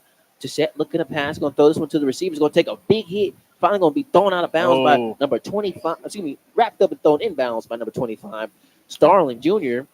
I was glad they didn't call it because he sort of picked them up and slammed them. So it's a good job they didn't call that for the Panthers. See, back in the day, you wouldn't have to worry about that call, huh, Coach? Nah, you could suplex them, body to body, throw them, all that. You can't do a lot of that stuff, which is good for the guys that's getting slammed.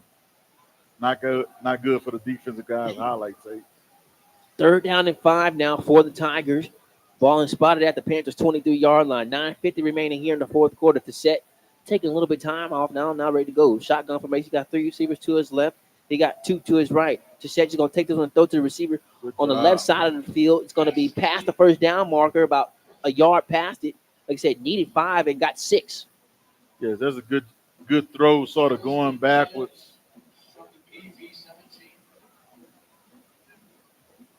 They almost hit the camera girl over there on the sideline taking pictures. So he's able to be tackled out of bounds and stop the clock for a moment, but it's going to roll right here. 9:12 remaining here in the fourth quarter. To set, now getting the play call from the sideline. Now ready to roll in the shotgun formation. Got 2 receivers to his left, 2 to the right. Got some press coverage right now by the Panthers. Now to set, look at the pass, going to throw this to the right side. The ball looked like it bounced on the floor, on the ground, but to no avail. It's a good catch, good clean catch. Well, the referee over here can't see that because he got the defender between him and the ball. That's a back judge going to have to help with that call. A lot of times they don't want to, take somebody else's call, for lack of a better term. So he was trying to hit his receiver, his running back receiver, on that one to Eaton, and that one actually goes for a 1 yard. This is going to be great catch into the end zone for a touchdown. And number 0, Keith Jones Jr. able to moss the Prairie View defender down here for the 16-yard touchdown. Yeah, that's just a great play. As a coach, there's not much you can tell him to do because he tried to play the guy's hands, and you'll see the guys before the game working on, they call it a rebound drill. Snatch it and pull it away. That's just a great play. You can't say nothing about that. Yeah, because when you got a 6'4" going up against a 5, not even a 5'10", you can say a 6'2".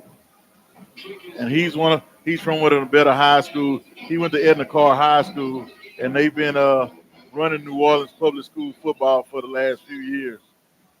Yeah, I'm pretty sure to set will take throwing that jump ball to his 6'4" receiver or the 6'1" And corner anytime. it was one-on-one outside, so it's one of those deals where you like that matchup and you'll take it. So he didn't have any safety help over the top because the safety help had been I'm not gonna say bailing Prairie out, but it's gonna keep some of those deep throws from happening.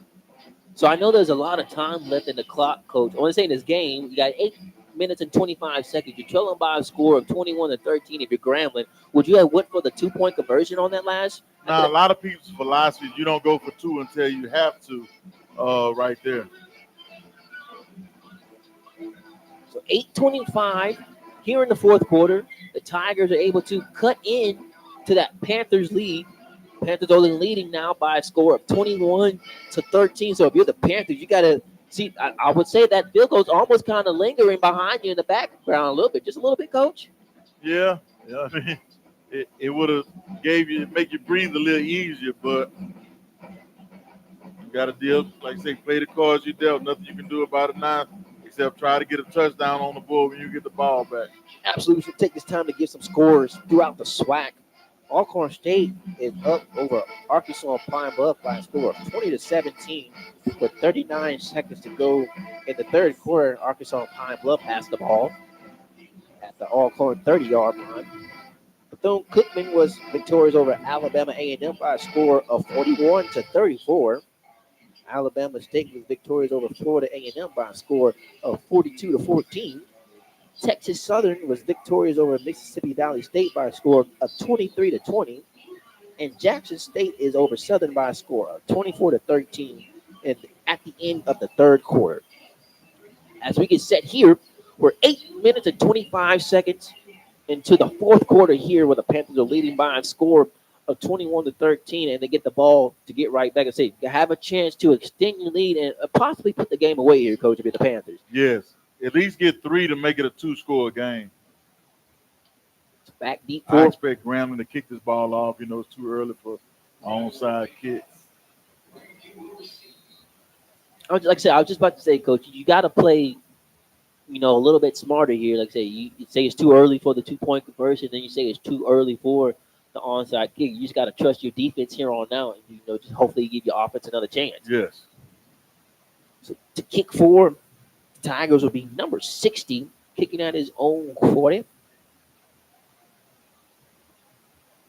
Don't have a 60 on the Grambling roster, so we'll try to figure out that young man's name. And this one's going to be returned by the Panthers return man, number 82.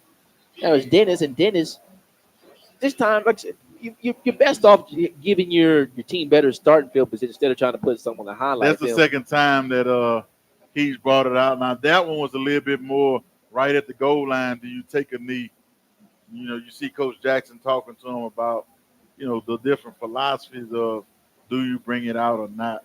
And the thing that helped Grambling, that ball stayed in there. It wasn't a line drive kick. So the Panthers going to get this one now, starting at their own 15-yard line. 8:20 remaining here in the fourth quarter. Carter back in at quarterback, working in the shotgun formation. Got 2 receivers to his left, 1 to his right. Fake the first snap call. Now it's going to get his hands off to Bigman. Bigman runs to the left side, cuts back to the right side, and it's going to be wrapped up after forward progress and stopped at about the 20-yard line. So you can say he got a 5-yard gain right there. Man, that was a good job by Bingman because they had a guy that was running scot-free at him, and that's where a jump cut. So the guy from Grambling, his jump cuts are backwards. Bingham's are side to side, and he can get back to full speed much easier. So this is going to be a sweep, an end around, jet sweep, you should say, going to the right side, trying to connect with Bonner. And Bonner was trying to let the play develop and follow his blockers, but nice job by the Tigers of just forcing him out of bounds. They just kept stretching and stretching. That's what you want to do is turn it to a sideline running play. They may come back with the same formation or something, and the next time I guarantee Peter's going to keep it. Carter, you said Carter's going to keep it on the power read and knock the goalpost down. So Carter now looking to pass in the shotgun formation, is trying to step up in the pocket. The ball is loose. Out. The ball is loose. Trying to see who has it right now. Didn't know if Carter was trying to throw that ball away while he was being sacked. Down. So Prairie must have recovered it. Caught a break right there, Coach. My goodness. And he had a guy open over the middle. I think that guy probably could have throttled down a little bit in the middle of the zone. We got an injury timeout right now, but seemingly both Panthers. He probably just got died. That's my man from Wingstop right there. And my daughter's son like, man, he's a very big kid. He had a couple pancakes last week against Northwestern State. So You need another one to come big right here, Coach. Right now, this drive is going to stall the Panthers and push them back to their 10-yard line, make it a 4th and 14. So now the Tigers get the stop that they needed. 6:40 remaining. I think Grambling's return guy is too deep. He's standing at about his own 50-yard line.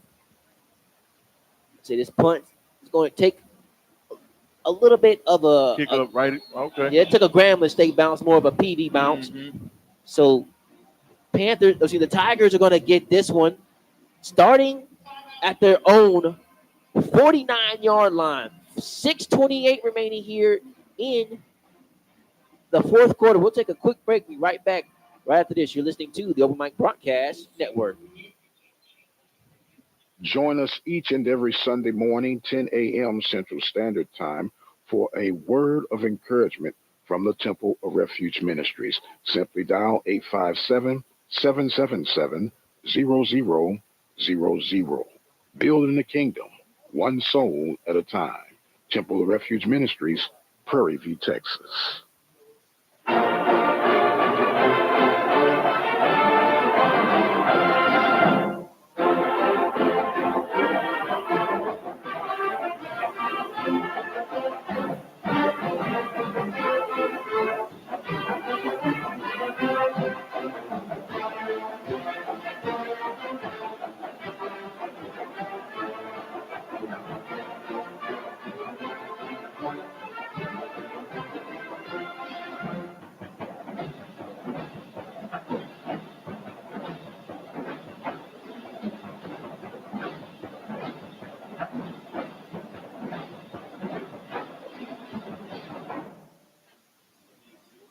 And welcome back here, ladies and gentlemen, to Dallas, Texas, at the Cotton Bowl, where the Panthers are leading by a score of 21-13. But coaches, it's not a walk-away victory for them right now. This game got a little bit tighter than what they expected. Nah, I'm not gonna say it's tighter than what they expected. It's tighter than the fans wanted to be. But like I said, I thought it was gonna be a 3-point game either way. I'm not a gambling guy, but I know most people say it's a pick'em game. Almost who end up with the ball last is gonna win it. But that's what I expect, knowing that both teams are evenly matched. How much it mean to both teams, all that, the 100-year, the State Fair Class, all that type of stuff to me goes into effect. Absolutely, as I said, this is the 100th annual State Fair Classic. This matchup between the Prairie A&M University Panthers and the Grambling State Tigers. Right now, the Panthers leading by a score of 21-13, but the Tigers have the ball here at their own 49-yard line, have a chance to either be down by one or to tie the game on this drive. This ball's going to be handed off to the running back, Bradford. Bradford seamlessly run to a wall, but now it's going to cut this one back upfield and past the 50, past the 45, and then past the 35 onto PV side, and finally knocked down at the 31-yard line. And the thing about that, sometimes if you're a Prairie View guy, when you see a guy trying to get all those extra yards, that ball can get loose. One guy did try to strip it, but you still got to make sure you secure the tackle. Got some substitution now coming in. Grambling's big tight end cramped up. You see him limping off the field. He probably should have laid down. 1st and 10 now for the Tigers. Ball is spotted at the Panthers' 31-yard line. Shotgun formation for it to set. Ball's going to be headed off to Bradford. Bradford trying to run this to the left side now, but this time he's not able to get out of the Panthers' vision right there, and he's wrapped up. So he got back to the line of scrimmage, so no gain on that run. Yeah, good job by the Panther defense. My man, Mr. Roberts, right there in the mix. So that run to Bradford makes it 2nd down and 10. Say he lost maybe half a yard, but still ball is spotted at the 31-yard line of the Panthers. 5:19 remaining here in the fourth quarter. Set, fakes the handoff. Going to take a shot down here in the end zone. It's going to be intercepted by the Panthers. Man, his receiver did not help him at all. That interception made by number 12, Eric Zachary, coach. That's a great job by him, high pointing the ball. But his wide receiver out there should have made an effort. He saw the ball wasn't going to make it to him. He's got to knock that away. So that's a good job by 12 making a play for his guys. You know, he say it was underthrown, he was beat, but at the end of the day, that's a seatbelt strapped up, as they would say. Good job. So the Panthers are able to get their second turnover here with their second interception, and it couldn't have came at a more crucial time for the Panthers, where it seems like almost the Grambling Tigers are going to come down here and probably tie this game up. But now you have it with 5-11 with the lead, 21-13. Grambling still has 3 timeouts. Prairie has 1, but you still got the 2-minute timeout. Yes. So Panthers, you're going to at least try to take off as much time as you can and at least get 3, right, Coach? You got to. And most people, well, if you can, you like to get enough first down to empty the clock. So you want to get first downs without going out of bounds, keeping the clock running. This ball's going to be handed off McDowell. McDowell made a cut to the right side. It cuts it back to the left side. He's going to run this one out of bounds past the 30, past the 31. Finally angled out of bounds. Yes, and like I say, you might tell him once you get the first down, slide down in bounds. And the Panthers got lucky because they missed a holding call. Oh, my man. Oh, he turned them around right there. Hey, Coach, turn that replay off. Let's get back to the game. Oh, no, they can show it a million times once they don't call it at the line of scrimmage. You can see the Grambling coach like, hey, he turned it. Yeah, you can see McDowell like, Coach, that's my bad, running out of bounds. So they probably not going to even get to the line until it's 10 seconds left on the play clock. Yeah, the Panthers are going to try and take off as much time as they can on this one. 4:24 remaining here. You got the play clock is at 5 seconds. Grambling is lined up offside. We can see it clearly from up here. McDowell's going to run this one. He's going to make a cut, had it at the pass of 35, and then cut back up midfield, finally tackled about, you say the 40-yard line, so it's going to be about a yard shy of the first down. So good second and 1. See, a great second down and 1. And your coach is going to lean heavy, but you might see a lot of McDowell this drive, Coach, and then you might sprinkle a little Bingman in, huh? Hey, man, McDowell, I'm telling you, he make you question, do I really want to tackle that guy? Because, like I say, he's put together very well. Yes, sir. I mean, that's a big dude. 6'1", or say 6'2", 230 pounds coming at you, Coach. You make a business decision. Yes. So second down and 1 now for the Panthers. Again, Carter's going to take off as much time as he can. You got the play clock is at 5 seconds. Game clock is at 3 minutes and 30 seconds. Now the play clock is at 1 second. Finally gets the snap off. It's going to hand us off to McDowell. McDowell cuts back left. Now cuts back right up the middle. This is going to be finally brought down. Needed 1, got 4. Yep. Got the first down now. Go see. So they decided to start using the timeout. Yeah, I'm saying that's a nice time for Grant to at least use one of their timeouts. So you got one of the 3 timeouts. So you got left with 2 and then a 2-minute timeout. So the goal for Grambling right now is to make them punt the ball before the 2-minute warning. So they probably going to use their next 2 timeouts, and maybe, hopefully, by 4th down, they'll be ready to punt the football. So we'll take a little quick timeout as they take the media timeout. We'll come right back. The Panthers leading by a score of 21-13, but have a chance to increase their lead to put this game away here at the 100th Annual State Fair Classic here in Dallas, Texas. You're listening to the Open Mic Broadcast Network. Hey, it's the radio guy, Dr. Mike Prince. We just want to remind you that after the games, you can join us for the 1876 After Party Postgame Show. We'll go up and down the ins and the outs of the game that was for the Prairie View A&M University Panthers. You can join us 15 minutes at conclusion of the ball games. That's the After Party 1876 Postgame Show right here on the Open Mic Broadcast Network.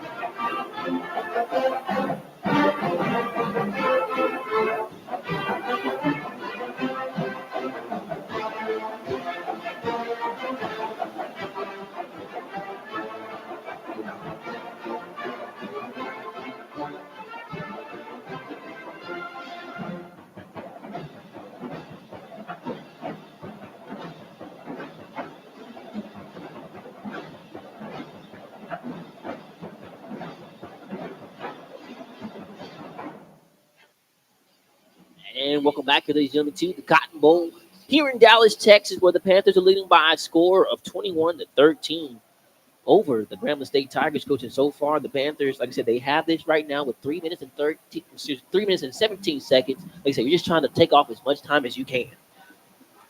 And sometimes you can't be afraid to throw like the bootlegs and the easy screens. You'll tell a quarterback, get to the edge, and if you have somebody open, get it to them. If not, there's nothing wrong with you running the football.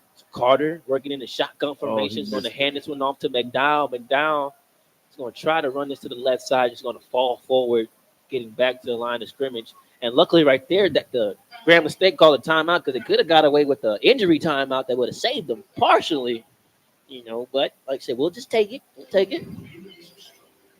So it's going to have the Tigers left with one timeout and the Panthers left with one timeout. We'll remind our listeners that you can catch the next Panthers broadcast here next week on the Open Mic Broadcast Network.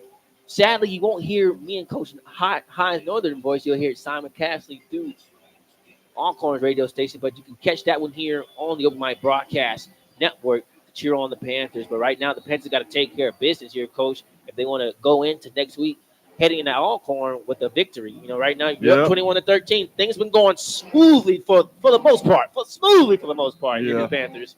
The thing you don't want right here, you don't want a holding penalty on a running play, and you want to make sure you take as much time off the clock.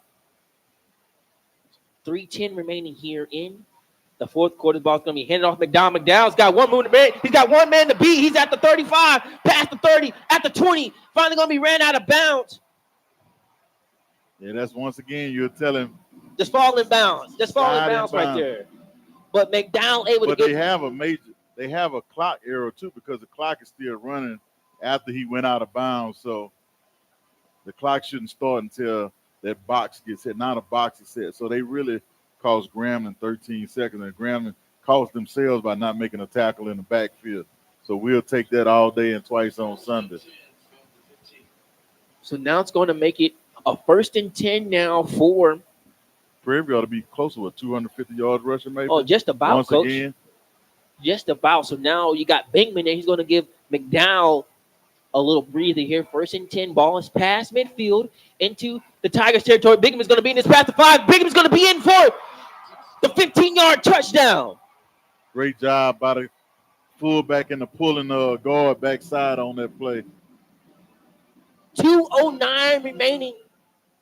And Bingman is able to cash out 15 yards on the run. Did a nice job just following his blockers. Just made one cut-up move upfield and just did the rest untouched. Man, that's like I say, man, when you look at it from a coaching perspective, if Grambling had a guy that was in perfect position to make the play and didn't. So I'm not going to say it's not much as a coach you can do, but, man, those are the ones that hurt you. But the thing that's really going to hurt them, I guarantee, when they look back at the play that McDowell broke, that's the one that's going to hurt right there. Oh, absolutely. I mean, how you got to feel back, McDowell? I did all the work, and then Bingman comes in, one run. I got you, buddy. I'll take care of it from here. I've been there and done that. In high school, I split time, and coach was like, hey, man, if you don't put it in the box when it's your turn, somebody else will do it for it. But it's a good thing because you got both guys are trying to do at least help the team win, and you don't see no animosity. They're both cheering each other on there. When you said McDowell doing a huge run, you see Bigman down there cheering on his teammate, and then Bigman comes there. I got you, McDowell. I'll take care of it from there. So it's a good job of the graduating senior handing it down to the freshman to take care of his duty. Man, and the thing about it, Bingman is not far from here. So, like I said, I know that means a lot to him to be able to, as they say, put it in the box in your hometown or close to your hometown. So I know he's got to be happy from that standpoint. Absolutely. It's always a great time to come back and, say, put on a show for your hometown, and especially in a way that's victorious, Yeah. So now we're here in the fourth quarter. The Panthers were able to extend their lead now 28-13 over the Grambling State Tigers. And so far, you don't want to get your team too far out of the game. You got to stay focused to finish those last 2 minutes for the Panthers. Okay, so it must have been a personal foul that we didn't see because Prairie was kicking off from the 50 yards. And if you Grambling, you probably want to, if I'm Prairie, I'm going to kick the ball in play and try to force them to run it because they probably not going to fair catch it if you keep it deep. But I'm going to kick it and try to hopefully 9 seconds run off the clock so they'll lose their extra timeout. So we'll see what they try to do here. Like I said, we missed some penalty markers at some point. So now the Panthers are kicking from the 50 and instead of their own 35. Now this You one's might going to kick be it through the uprights. Nope. I guess like I say, you just kick it through the uprights. But so now the Tigers are going to get this one starting at their own 25-yard line, moving from left to right. You got 2:09 remaining here in the fourth quarter. Right now, if you're the Tigers, you need a quick play here and an onside recovery just to leave as much time as you can. You got one timeout left in your pocket. Yeah. So let's see. Try to get you a chunk play right here, maybe a screen or something on first. But the screens really hadn't been hitting Prairie since been all they over had that. that one early because Prairie played so much zone and they detecting it right. And the defensive line do a good job of retracing. So it's going to make it a 1st and 10 now for the Tigers. Ball's going to be spotted at their own 25-yard line. Shotgun formation for to set. It's going to step up in the pocket. It's going to now be finally brought down for the sack. And the good man right there, number 7, Parker, coach, coming up cleaning it up. Hey, man, he does a good job of finding the football. Like I say, not the biggest guy in the world, but he plays super hard. So it's going to be the 2-minute timeout here.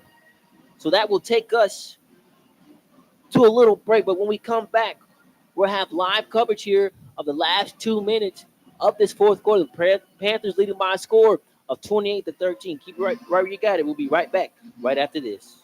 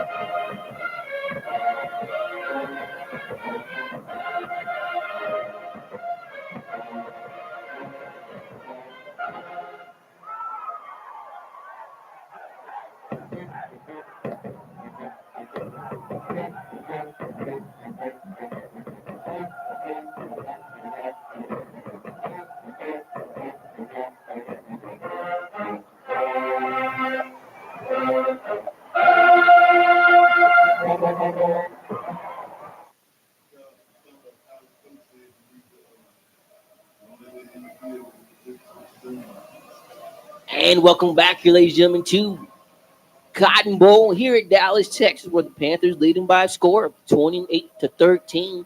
Just coming out of that 2-minute timeout right now, Coach. But right now, both teams are left with one timeout. I wouldn't say the game is all the way over just yet. Anything could happen. Anything could happen. Man, the thing about it, too, if you're a Prairie defensive lineman or anybody that's rushing, you ought to love this because you know you're not going to see any running plays. So now it's just pin my ears back and let's go hunt. So ball's going to be spotted at the Tigers, I want to say 23-yard line. So 2nd down and 12 for to set and this Tiger offense. To set in the shotgun formation, stepped up in the pocket. Now it's going to roll out. Throw this one to its completed receiver, number 9. They let him get out of bounds. Completed to Knight right there to get out of bounds to stop the clock. So the clock's going to stop at 1:51. It would have stopped anyway because he had enough of the first down, but it's going to stop, all the way because they say went out of bounds. So yeah, it won't start back until the ball is in play. So Tigers don't necessarily have to rush this exact play, but something's going on with the clocks. Like the clocks are not matching up. First and 10 play was an incomplete pass and took a big hit right there, but it was incomplete regardless. We got a flag coming in at the behind the play for the holding call. It's going to go against. Well, he called false start on legal procedure. So instead of the holding, it's going to be the false start. Oh, no. Was it the holding? Knocking off 10, yep. So we get the holding call for 10 yards. So it's going to push the Tigers back 10. So it's going to make it a first down and 20 ball and spot it back at their own 28-yard line. Let's watch Parker coming off his edge close to us. Panthers only bringing 3. Oh, up and under. He had him. To set now is going to roll to his right. Looking for a receiver. He's going to take this one and throw. This one going to be incomplete. Had a receiver trying to make a diving catch about the 48-yard line, but just incomplete. Like I said, couldn't make it. Just a little bit overthrown by Tissette and just out of his reach diving for it. Yeah, I thought Ward was going to be able to sort of slip back in and pick that one off. And he decided not to go for the big pass breakup because that would have been a targeting call. So now it's going to make it a second down and 20 now for the Tigers. Again, they need as much as they can get on this drive right here. As time is, again, their biggest enemy right now. 1:38 remaining here in the fourth quarter, trailing by a score of 28-13 to set in the shotgun formation. Got one receiver to his left, 3 to his right. He moved his run back from his left to his right. Now looking at the pass, going to step up in the pocket. Now step back. Look at the pass, has all day to throw. That's going to take a shot. Throws to his left side. It's going to be in and out of the hand. This ball was intercepted. It got kicked up and still in the air. Ball is still in play. Now running from the left all the way to the right. Now going to cut up the field. It's going to cut back to the right and now going to be finally brought down by Tissette. We got a late penalty marker coming in. So it's probably so when you have those plays like that, you cannot block back in the direction that you're coming from. Wow, what a play right there. Heads up, the ball got tipped up. Well, I mean, look, one guy was already celebrating. He didn't see it. It hit off 3 different people.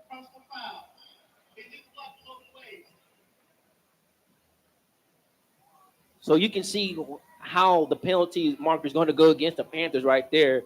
Excessive celebration right there. It hit off 3 Prairie View guys and one Grambling guy. He just kicked it up. So if they send this to ESPN, it would be on there. But then he would have cribbed it. You got a clip, a block below the waist is what they call. So now that ball is going to come back. But now Prairie View should just be taking these right here. Yeah, Tissette was trying to complete to his wide receiver number 87 right there. That was Andrew Frazier, but Andrew Frazier could not make the catch, falling down to the ground. And then the ball got off of his hands, batted up in the air by the linebacker, number 43, Nick Haynes, and then ended up into the cornerback's hands, number 23, Cameron Amaro, who was able to make a good, decent return out of it. Almost was able to crib it if he was able to get past the set. But that penalty marker probably would have brought it back anyways. But still, just a magnificent play right there. Heads up by the Panthers. Yeah, good job. That's Bridge the highest finest. So right there, local kid or semi-local from right there in Cypress, Texas, making an interception in the big game. So you see Coach Jackson has all the guys rounded up. So he's pretty much telling them probably right now, hey, man, we're going to take a knee and we're going to get on out of here with no foolishness involved. So 1:17 remaining here in the fourth quarter. The Panthers leading by a score of 28-13. The Panthers actually took their last timeout here.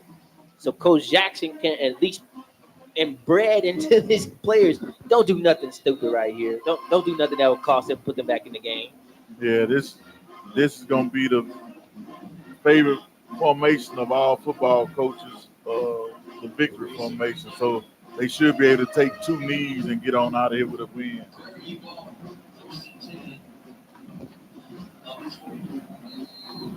So 1st and 10 for the Panthers, lined up at the Tigers' 40-yard line. Like you said, just lined up in that victory formation now, Coach, as Carter's going to do this and just take a knee right there. Only thing about it takes off your rushing yards. So I've seen coaches tell guys, don't back up and take a knee. Take it right there.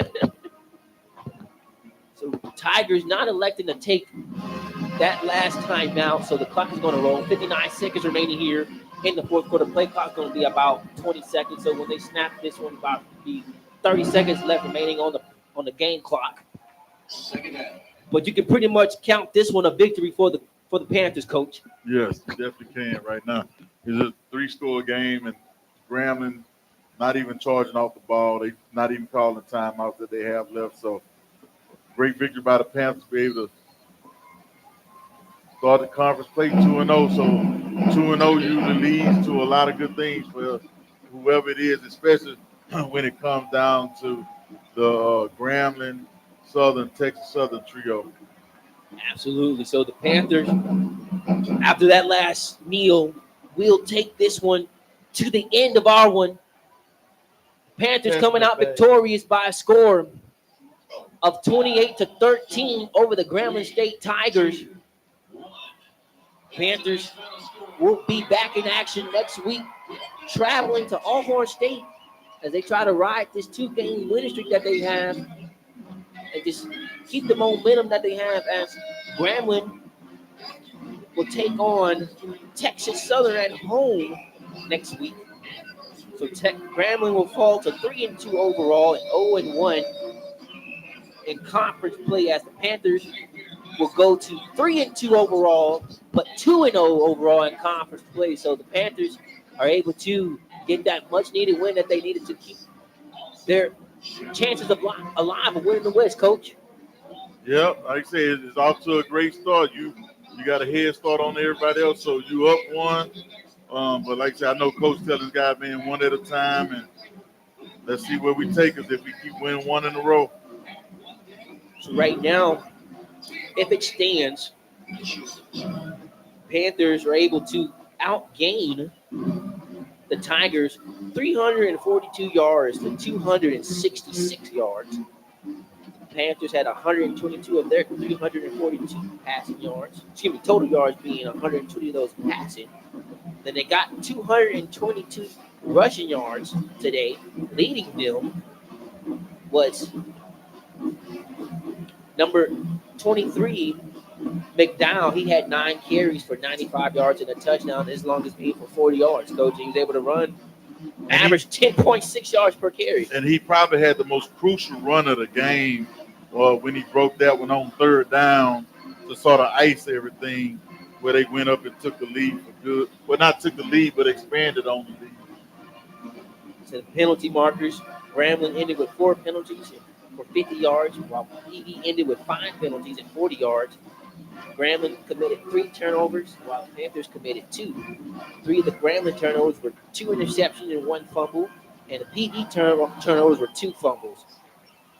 The Grambling were able to outpossess the Panthers 29-36 to 26-45. But at the end of the day, the Panthers are going to walk out victorious by a score of 28-13. Any closing remarks before we get out of here, Coach? Nah, it's a good way. Hopefully they pretty much injury-free. You did see a couple guys go off. I saw one guy with a walking boot on. Nobody got ejected, so it looked like they'll be going back into next week's action at full strength. Absolutely. So I am Philip Prince. Alongside me was Coach Hines. They'd like to thank you for tuning into today's broadcast here at Dallas, Texas for the 100th annual Labor Day Classic, where the Panthers were able to come out victorious by a score of 28-13 over the Grambling State Tigers. Until then, we will see you on the other side. Be blessed, my friend.